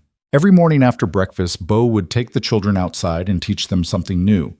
He showed them how to read the sky for coming weather, how to find north by the sun and stars, how to dig for water in dry creek beds. He taught them plant names and which roots were edible. He showed them how to move quietly, how to read animal tracks, how to build a fire that wouldn't smoke and give away your position. The children absorbed everything with hungry attention. Emma filled a small journal Martha gave her with careful notes and drawings. Thomas practiced his knots until his fingers were sore. Lily learned to whistle using a blade of grass stretched between her thumbs. Even baby Grace, now recovering fully from her illness, would watch from Clara's arms with bright, curious eyes. Samuel surprised everyone. The boy who'd been silent for so long began asking questions, tentative at first, then with growing confidence. He wanted to know everything about horses, about tracking, about the war and what Bo had seen. And Bo, uncomfortable with attention at the best of times, found himself answering honestly, sharing stories he'd never told another soul. "Did it hurt?" Samuel asked one afternoon, gesturing to Bo's missing arm. "When they took it off?" "Samuel," Emma gasped, "you can't ask that." "It's all right," Bo said quietly. He sat down on the ground, and the children gathered around him. "Yes, it hurt worse than anything I'd ever felt. They gave me whiskey and a piece of leather to bite on. Then the surgeon took his saw and—" He trailed off, seeing their rapt faces. "Well, it hurt. But you know what hurt worse?" "What?" Thomas whispered. "Waking up and realizing I'd never hold a rifle the same way again, never rope a steer properly, never do half the things I'd built my whole life around." Bo looked at his stump, at the empty sleeve pinned to his shoulder. "I thought I was useless. Thought I was broken beyond fixing." "But you're not useless," Lily said fiercely. "You do everything better with one arm than most people do with two." Took me a long time to learn that. Took me longer to believe it.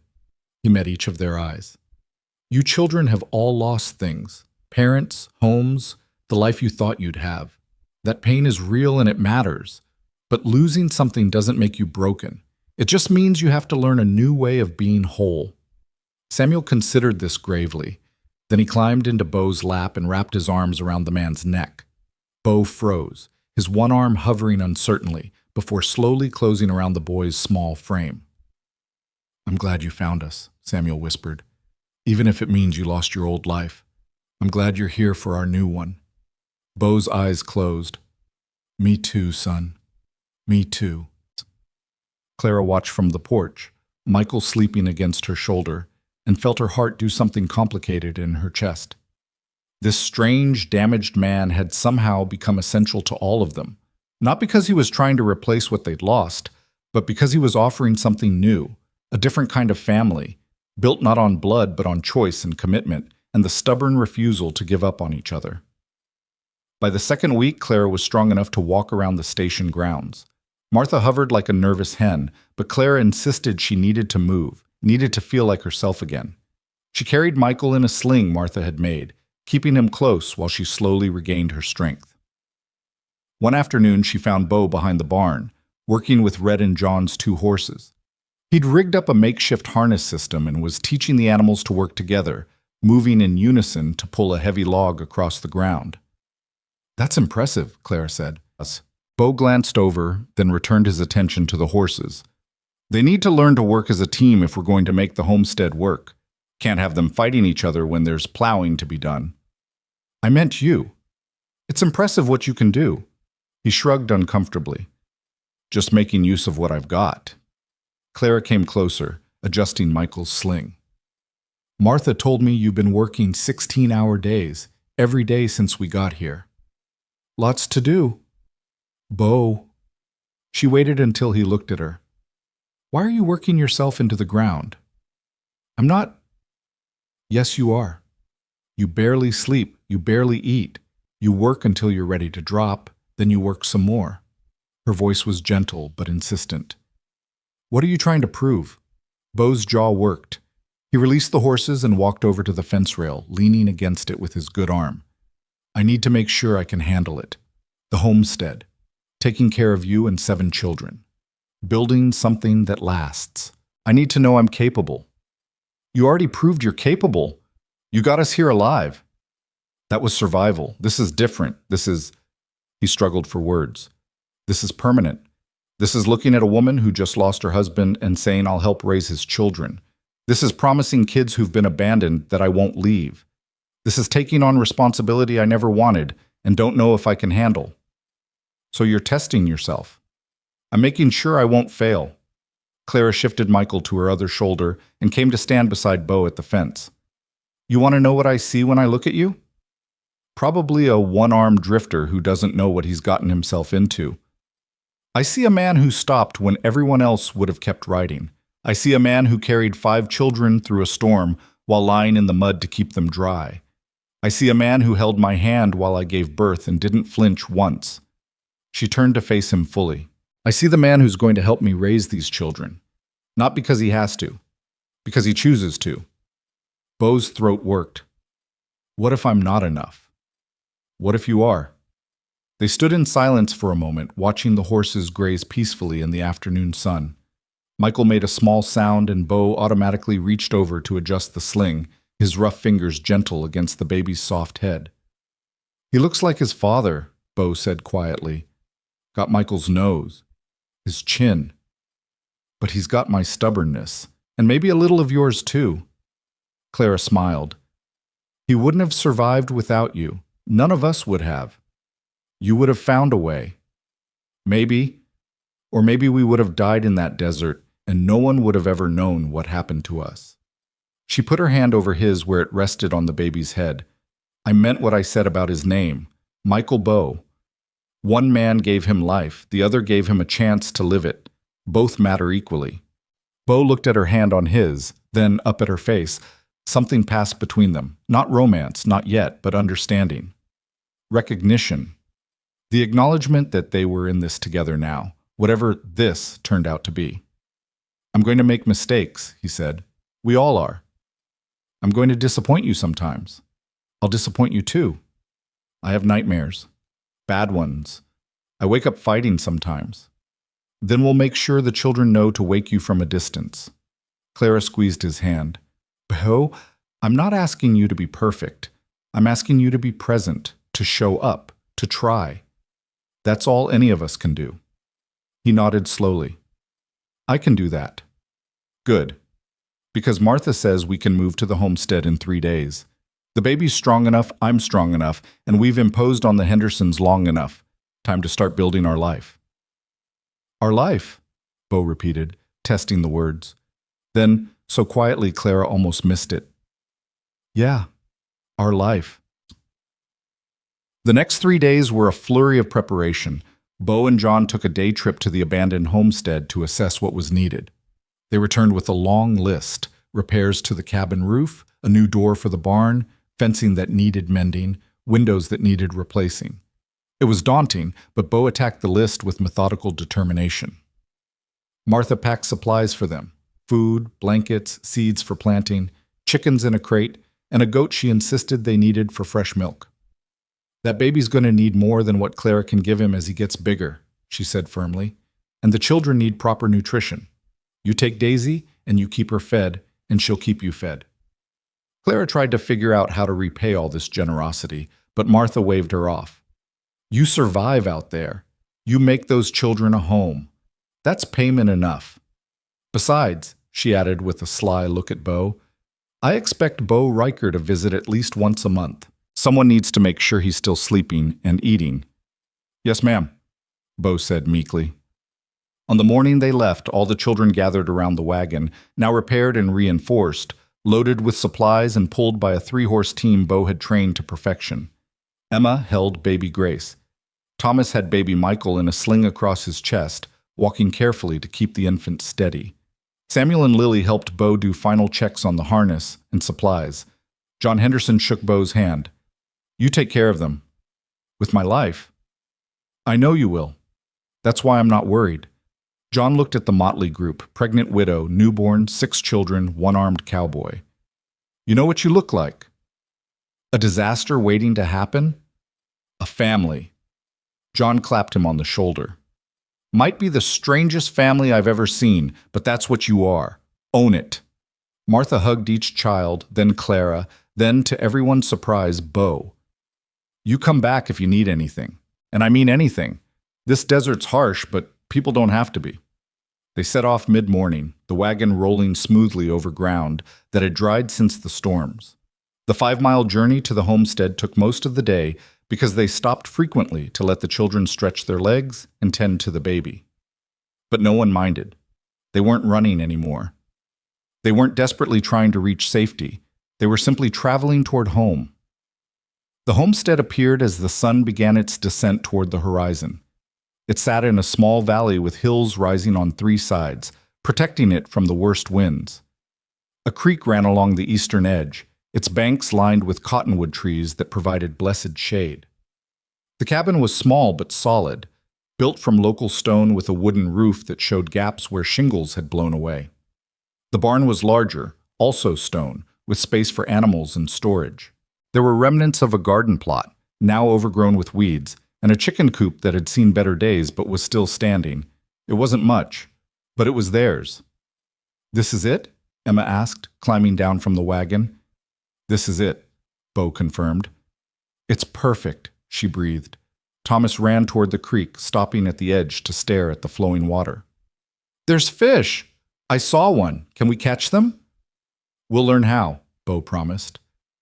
Clara stood holding Michael, looking at the cabin that would be their home. It needed work, a lot of work, but she could see the potential. She could imagine the garden in full bloom, chickens pecking in the yard, children playing by the creek. She could imagine life here, real life, not just survival, but actual living. "What do you think?" Bo asked quietly.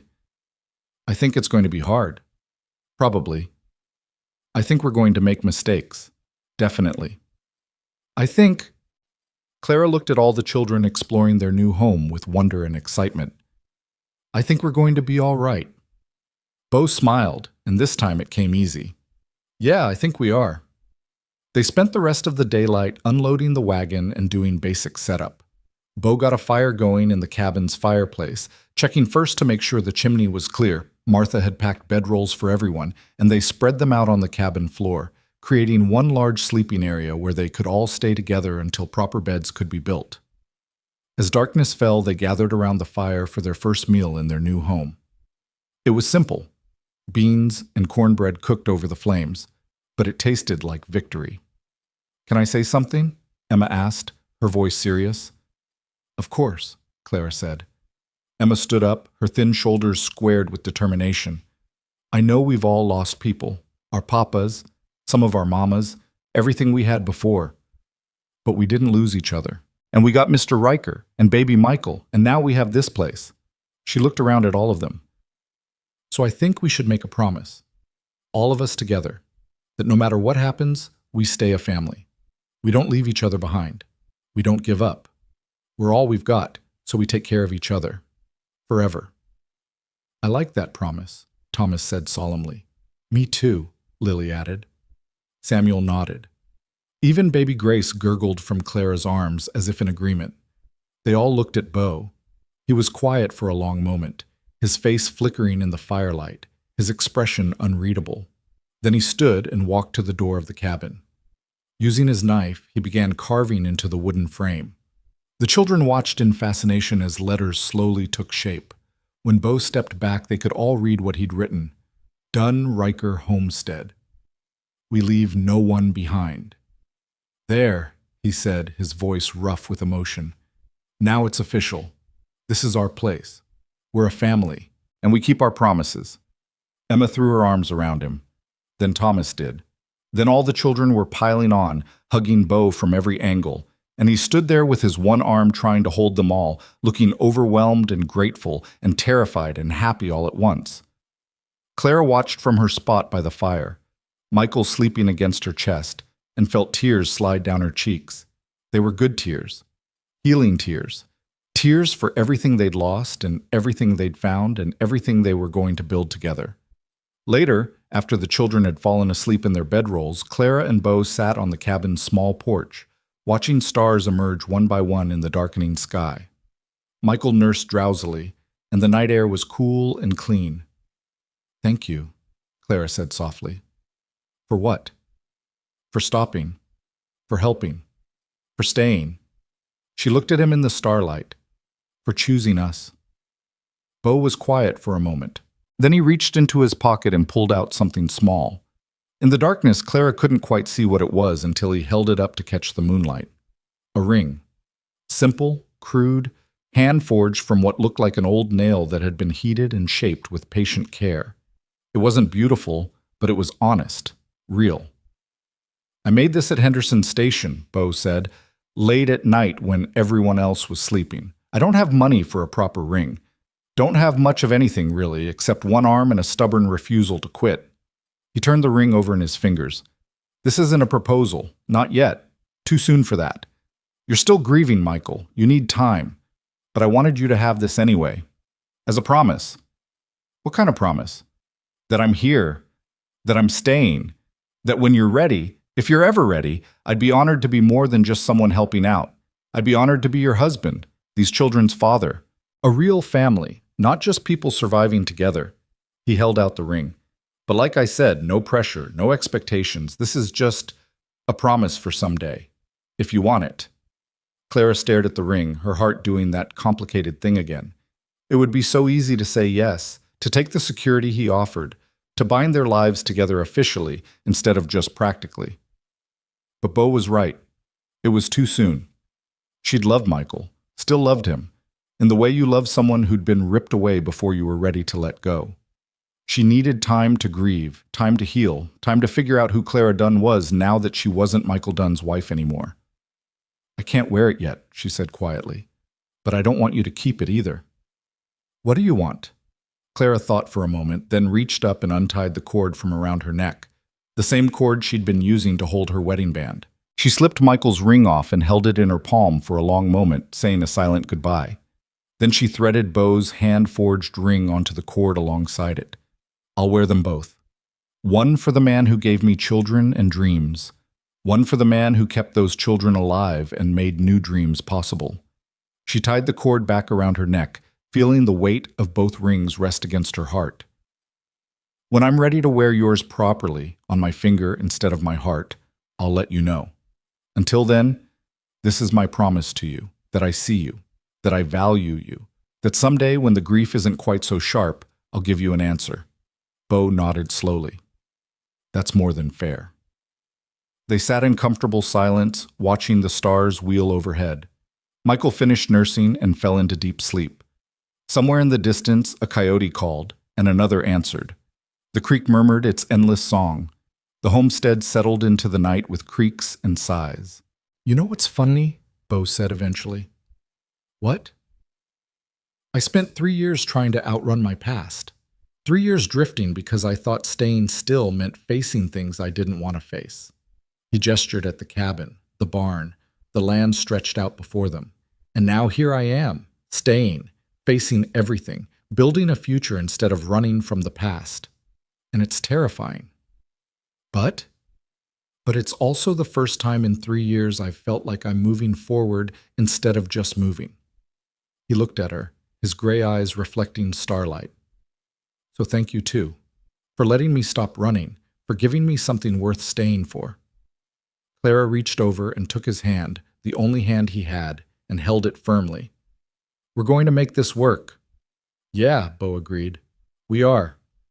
Inside the cabin, one of the children stirred and mumbled in sleep. The fire crackled low.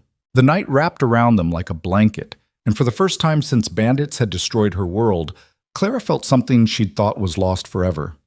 She felt home. The first 3 months at the homestead were harder than anyone had anticipated. The cabin roof leaked in 6 places during the next rain, forcing them to position buckets strategically throughout the single room. The garden plot yielded more rocks than soil when they tried to till it.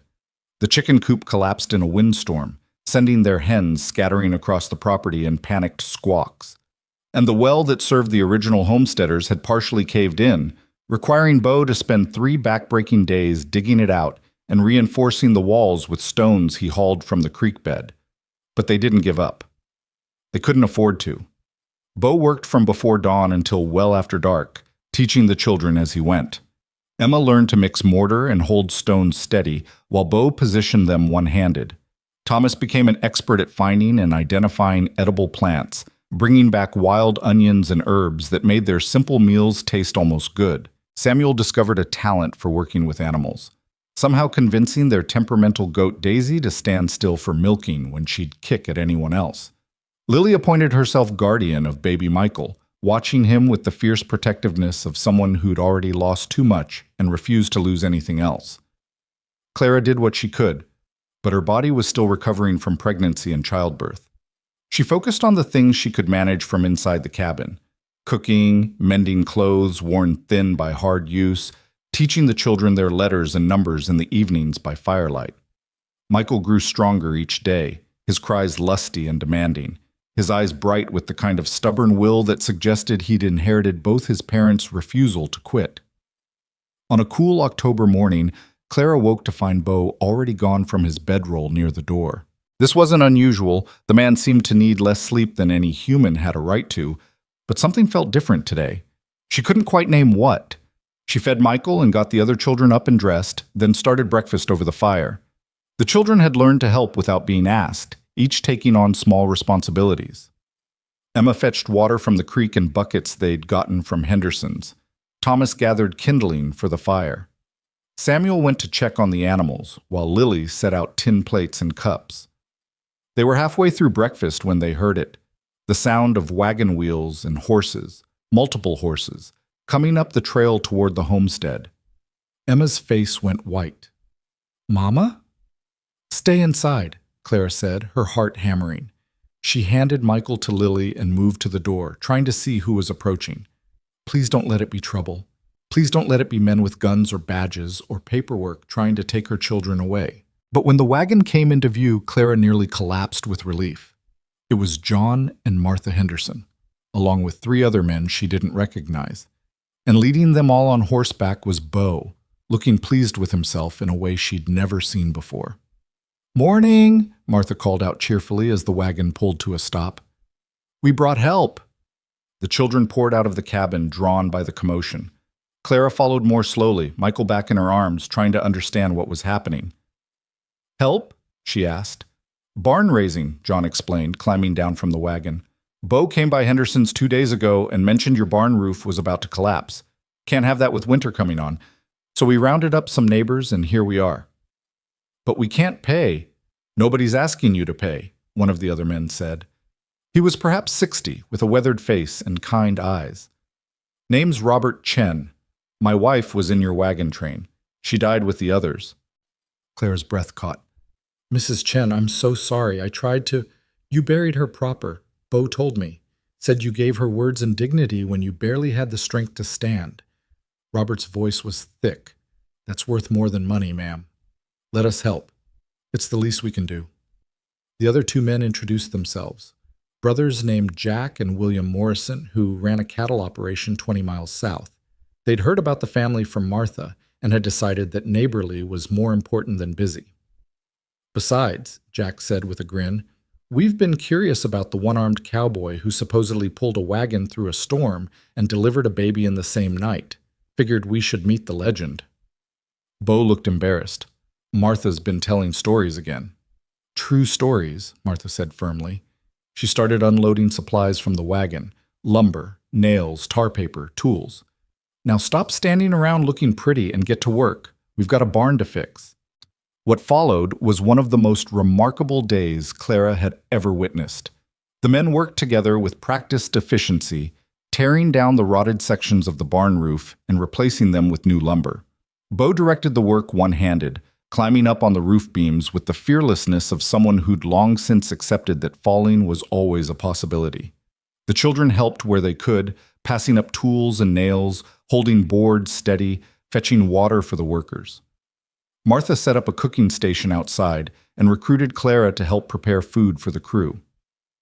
As they worked side by side, Clara found herself talking, really talking, for the first time since Michael's death.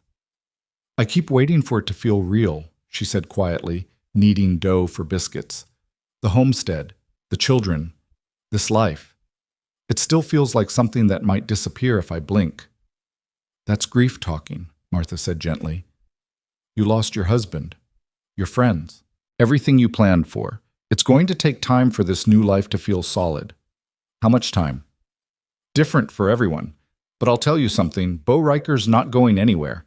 That man looks at you and those children like you're the reason the sun comes up. Whatever happens, you've got him in your corner.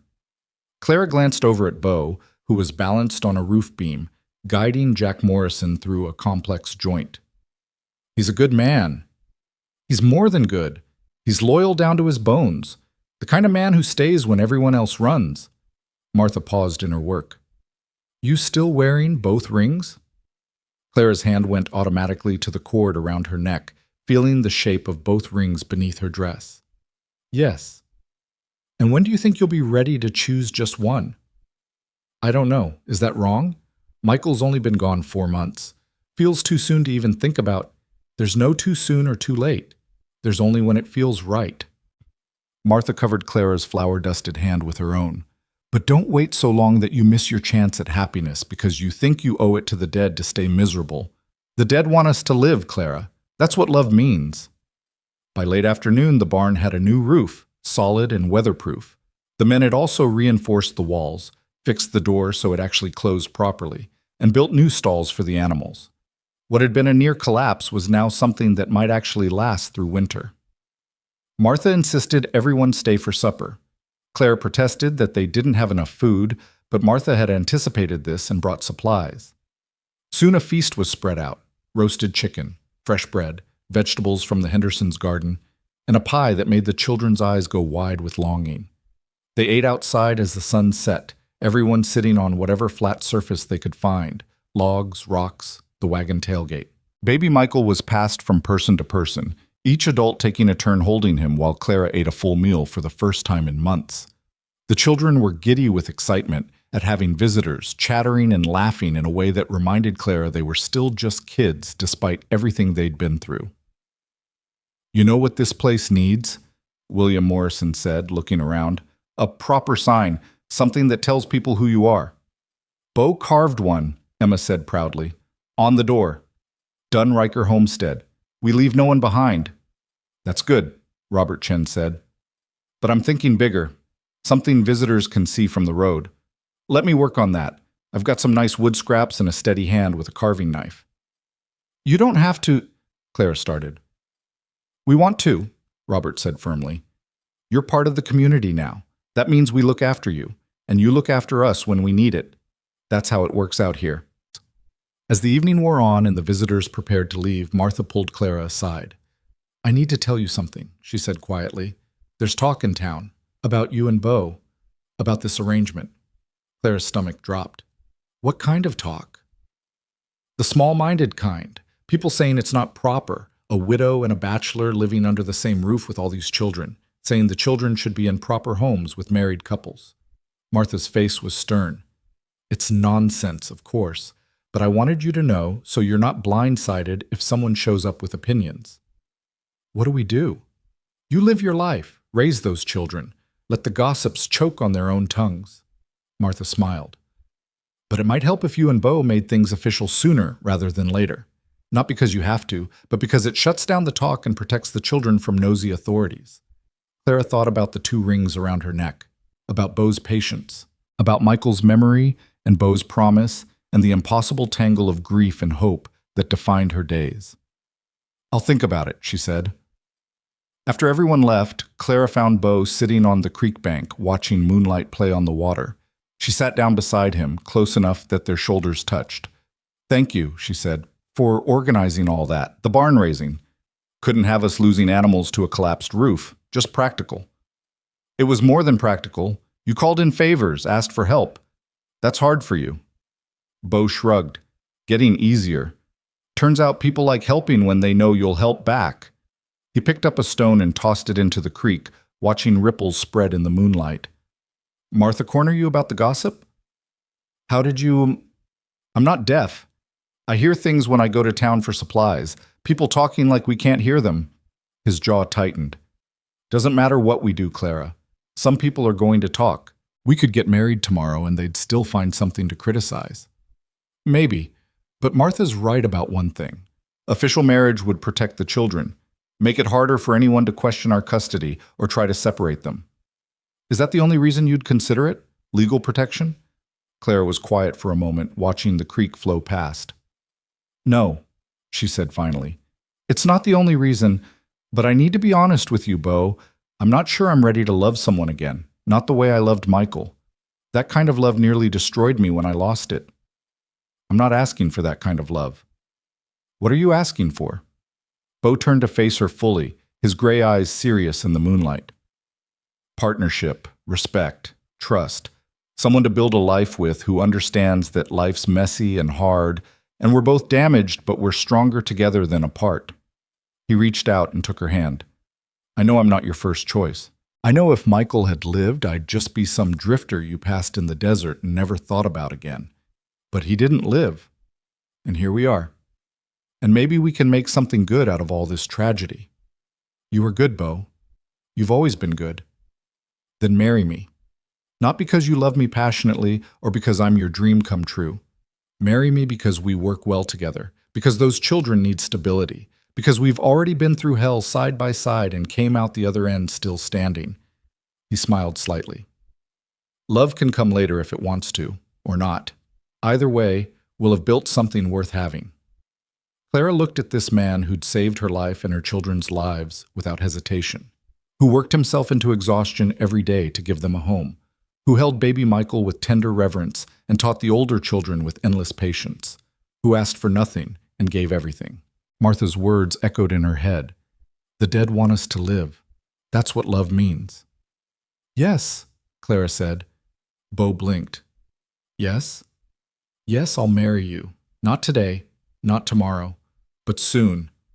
When we've got the homestead through winter and spring planting is done and Michael's old enough to sleep through the night. Spring, maybe. A simple ceremony at Henderson's station with just the children and the Hendersons as witnesses. Spring, Beau repeated, like he was testing the word. Then a smile broke across his face, genuine and unguarded and transforming. Spring. I can work with spring. Clara reached up and untied the cord from around her neck. She held both rings in her palm, Michael's wedding band and Beau's hand-forged promise. Slowly, deliberately, she slipped Michael's ring off the cord and put it in her pocket, over her heart but no longer on display. Then she slid Beau's ring onto her finger. It was too big, made for a man's hand, but she could feel the care that had gone into shaping it. I'll get you a proper ring, Beau said. Something that fits. This one fits just fine. It's honest, like you. Clara leaned over and kissed his cheek, chaste and gentle. Thank you for waiting, for not pushing. I'd wait 10 years if that's what you needed. Let's hope it doesn't take that long. They sat by the creek until the cold drove them inside, talking about spring planting and what animals they might buy and whether they should add a room to the cabin before the baby arrived. Because that was their reality now, practical discussions about building a life, one decision at a time. Winter came hard and fast, but they were ready. The barn was solid. The cabin roof no longer leaked. They'd stored enough food to see them through, and Beau had taught the children how to set trap lines for rabbits and squirrels to supplement their supplies. The creek froze at the edges but kept flowing in the middle, providing water even in the coldest months. The children thrived.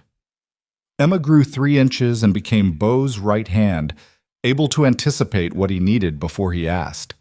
Thomas lost 2 baby teeth and started reading chapter books aloud to the younger children by firelight. Samuel came completely out of his shell, chattering nonstop about horses and asking if maybe they could get another one in the spring. Lily taught herself to sew, mending clothes with tiny, careful stitches. And baby Grace, now a toddler, took her first steps on Christmas morning, stumbling from Clara's arms to Beau's with a triumphant squeal. Michael grew fat and happy, his baby smiles coming early and often. He had a particular fondness for Beau, reaching for him whenever the man came near, fussing when anyone else tried to hold him but settling instantly in Beau's one arm. He knows you're safe, Clara said one night, watching Beau pace the cabin with the fussy baby. Either that or he just likes the beard. Babies are weird about beards. No, he knows. Children always know. In February, Robert Chen made good on his promise and delivered a hand-carved sign, 3 feet wide, letters burned deep into seasoned wood.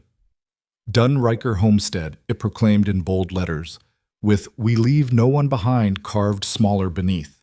Bo and the children installed it at the entrance to their property, visible from the main trail. Emma insisted on a small ceremony, with everyone gathered around as Bo hammered the final nail. "This is our home," Emma said solemnly, "forever and ever."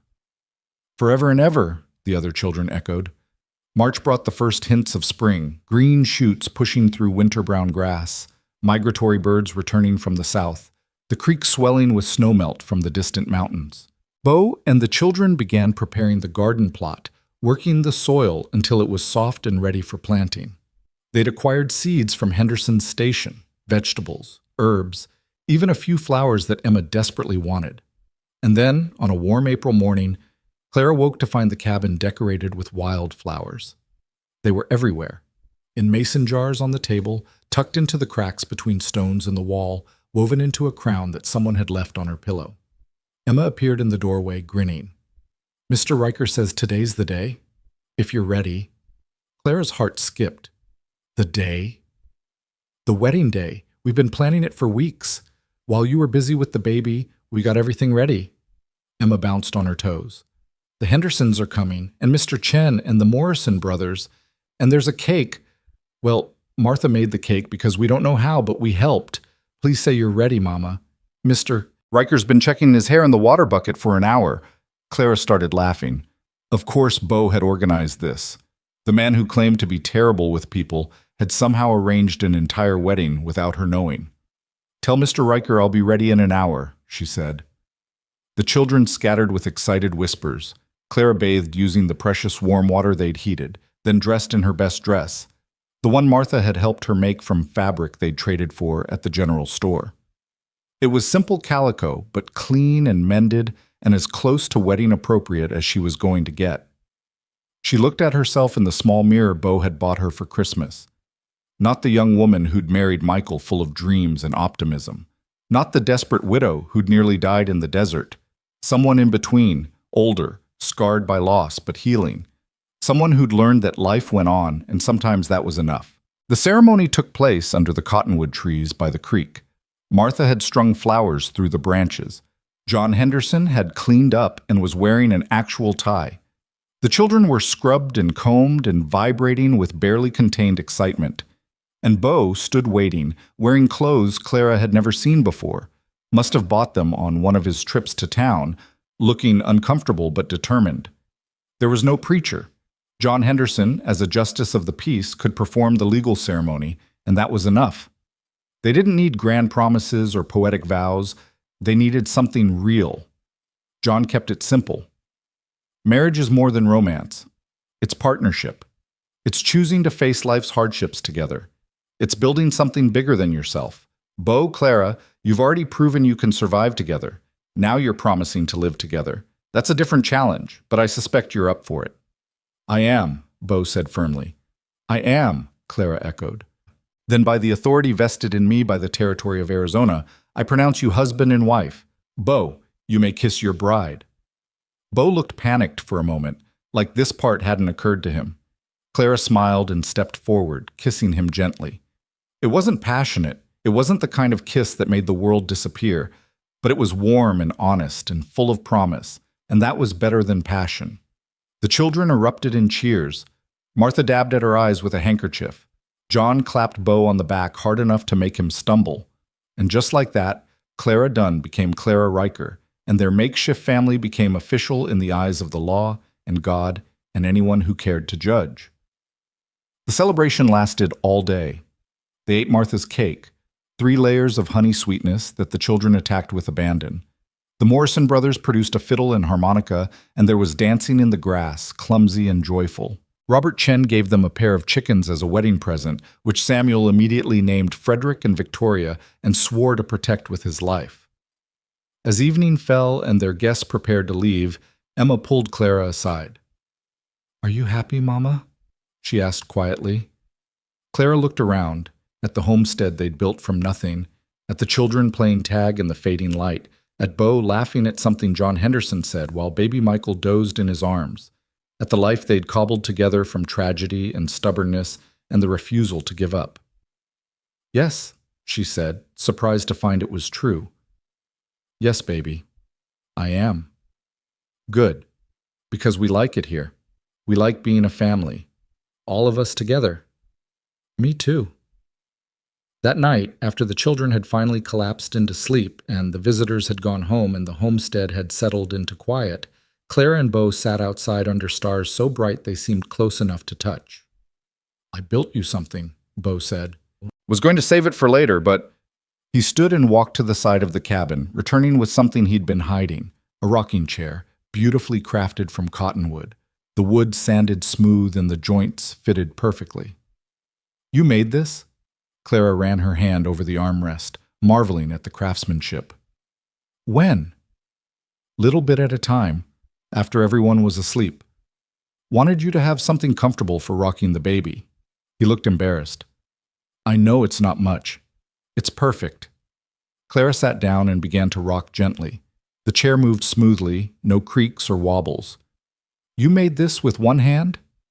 I make everything with one hand. Comes with the territory. Clara pulled him down to sit beside the chair. Thank you for everything. The chair, the wedding, this life. It's your life too, our life. That's the whole point. He was quiet for a moment. I need to tell you something. I'm not good at the romantic gestures. I won't bring you flowers every week or write you poetry. I'm going to forget important dates and say the wrong thing and disappoint you sometimes. I know. But I'll work hard. I'll provide for this family. I'll protect these children with my life. I'll be faithful and steady and present. That's what I can offer. Is it enough? Clara looked at this man who'd learned to live a full life with one arm because quitting wasn't in his vocabulary, who'd saved her family when no one else would have bothered, who asked for so little and gave so much. It's more than enough, she said. It's everything. They sat in comfortable silence, watching the last light fade from the western sky. From inside the cabin came the sound of children breathing deep and even. The animals settled in the barn. The creek sang its endless song. And the homestead, their homestead, stood solid against the night. Months passed into years, marked by seasons and harvests, and the slow accumulation of a life built day by day. The children grew. Emma became a young woman, serious and capable, taking on more responsibility as Clara needed it. Thomas developed a passion for building things, constantly constructing elaborate contraptions from wood and rope. Samuel got his horse, a gentle mare they named Patience, and spent every free moment learning to ride. Lily discovered a talent for growing things, turning their garden into something remarkable. Grace lost her baby roundness and became a whirlwind of energy and questions. Michael thrived, growing strong and curious, following Beau around like a devoted shadow. When he was 3, he started calling Beau Papa, with the casual certainty of a child who'd never known anything different. Clara's heart clenched the first time she heard it, but Beau handled it with characteristic steadiness. I'm honored, he told Michael seriously. But you should know about your other papa too. The man your mama loved first. The man who gave you his name. So they told Michael stories about the first Michael Dunn, his bravery, his dreams, his love for his family. They made sure he knew that having 2 fathers, one in memory and one in life, didn't diminish either. It meant he was loved twice over. 2 years after their wedding, Clara gave birth to another baby, a girl they named Martha Rose, after the woman who'd helped them and in honor of new beginnings. Beau delivered this one too, since Dr. Foster from town couldn't make it through a spring storm. He handled it with the same calm competence he brought to everything, though Clara noticed his hand shook afterward when he thought no one was looking. You all right? She asked, watching him pace with the newborn. I keep thinking about what could go wrong. What if I'd made a mistake? What if something had happened to you or the baby? He looked at Martha Rose with an expression of mingled terror and wonder. I've got too much to lose now, Clara. That scares me more than anything. I used to think I had nothing to lose, Clara said quietly. After Michael died, after the desert nearly killed us, I thought I'd already lost everything that mattered. But then I realized I had everything to gain. You, this family, this life. And yes, it's terrifying because we could lose it. But that's what makes it worth having. Beau sat down beside her, cradling Martha Rose with the practiced ease of a man who'd held many babies. When did you get so wise? Somewhere between pulling a wagon through hell and marrying a stubborn cowboy. She leaned her head on his shoulder. We're going to be fine, Bo. All of us. Together. And they were. The homestead prospered. Their garden fed them and provided surplus to trade. Bo's reputation as a horse trainer spread, bringing customers who paid good money for his expertise. The children grew healthy and educated, thanks to lessons from Clara and practical training from Bo. They added rooms to the cabin as the family grew, then a second barn when the first became too crowded with animals. The gossips eventually found someone else to talk about. The community came to accept the Rikers for what they were, a family that didn't fit traditional molds but worked anyway. And anyone who questioned their legitimacy only had to visit the homestead once to see 7 thriving children and 2 parents who'd built something real from nothing. On their 5th wedding anniversary, Clara found Bo at the creek, in the same spot where he'd proposed. She sat beside him, still holding that space of comfortable silence they'd developed over the years. "What are you thinking about?" she asked. "How far we've come. How close we came to not making it." He picked up a stone and tossed it into the water. "5 years ago, you were dying in the desert, and I was drifting without purpose. Now look at us." Clara looked back at the homestead. 9 children now, 7 of the original crew plus Martha Rose and baby Jacob, born just last winter. The cabin had grown into a proper house. The barn was full of healthy animals. The garden flourished. Smoke rose from the chimney where Emma was cooking supper. Thomas had built a swing near the creek where the younger children played. It looked like the kind of place that had always been there, solid and permanent. "I love you," Clara said. Bo turned to look at her, surprise clear in his face. "What?" "I love you. I don't know exactly when it happened, probably gradually, a little bit every day over 5 years, but it's there now, full and real and solid." She took his hand. "I know you said I didn't have to. That partnership was enough. But I wanted you to know, you're not just my partner or my husband or the children's father. You're the man I love, the man I choose every day." Bo's eyes were suspiciously bright. "Clara, you don't have to say it back. I know you're not good with words. I just wanted you to know." "I'm terrible with words," Bo agreed. "Always have been. But I'll try." He cleared his throat. "I look at you and I see the strongest person I've ever met. I watch you with the children and I see everything I wish I could be. Patient, kind, endlessly giving. I wake up every morning grateful you're beside me, and I go to sleep every night hoping I was worthy of another day." He cupped her face with his hand. "I don't know if that's love. I don't know if I'm capable of the kind of love you deserve. But if love means wanting to give someone everything you are and everything you have, then yes. I love you. Have for years, probably since I watched you refuse to give up in that desert." They kissed, long and deep and full of 5 years' worth of partnership turning into something more. When they pulled apart, Clara was crying, but they were happy tears. "We should get back," she said. "Emma's making supper and she'll be annoyed if we're late." "Let her be annoyed for 5 more minutes." Bo pulled Clara close, wrapping his arm around her. "I want to remember this moment, this feeling, this place, the exact spot where I stopped drifting and started living." So they sat by the creek as the sun set, watching light paint the sky in shades of gold and red and purple. Behind them, their children's laughter floated on the evening air. The homestead stood solid and welcoming, and 2 people who'd been broken by life and put back together by stubbornness, and each other held on tight to what they'd built. Years later, when the children were grown and starting families of their own, when the homestead had expanded to include additional buildings and more land, when Bo's hair had gone gray and Clara's hands were gnarled from decades of hard work, they would still sit by that creek and remember. They'd remember the desert that nearly killed them, the storm that tested them, the choices that saved them. They'd remember building a life one decision at a time, one day at a time, one act of stubborn refusal to quit at a time. But most of all, they'd remember that moment when everything changed. When Clara Dunn, 7 months pregnant and dying of thirst, looked up to see a one-armed cowboy on horseback. When Bo Riker, drifting and purposeless, made the choice to stop instead of riding past. That single choice, to stop, to help, to stay, had created everything that followed. 7 children raised to adulthood, 2 more born into love and security. A homestead that lasted generations. A family that proved blood wasn't the only thing that bound people together. And it all started with 4 simple words that changed everything. You're coming with me. Emma would tell her own children that story someday, sitting in the same rocking chair Bo had built for Clara all those years ago. She'd tell them about the desert and the storm and the man who saved them all. She'd tell them about stubbornness and love and the power of refusing to walk past someone who needs help. And she'd end the story the same way every time, with the words carved into the old sign that still stood at the entrance to the homestead, worn by weather but still legible. Dunn Riker Homestead. We leave no one behind, because that was their legacy.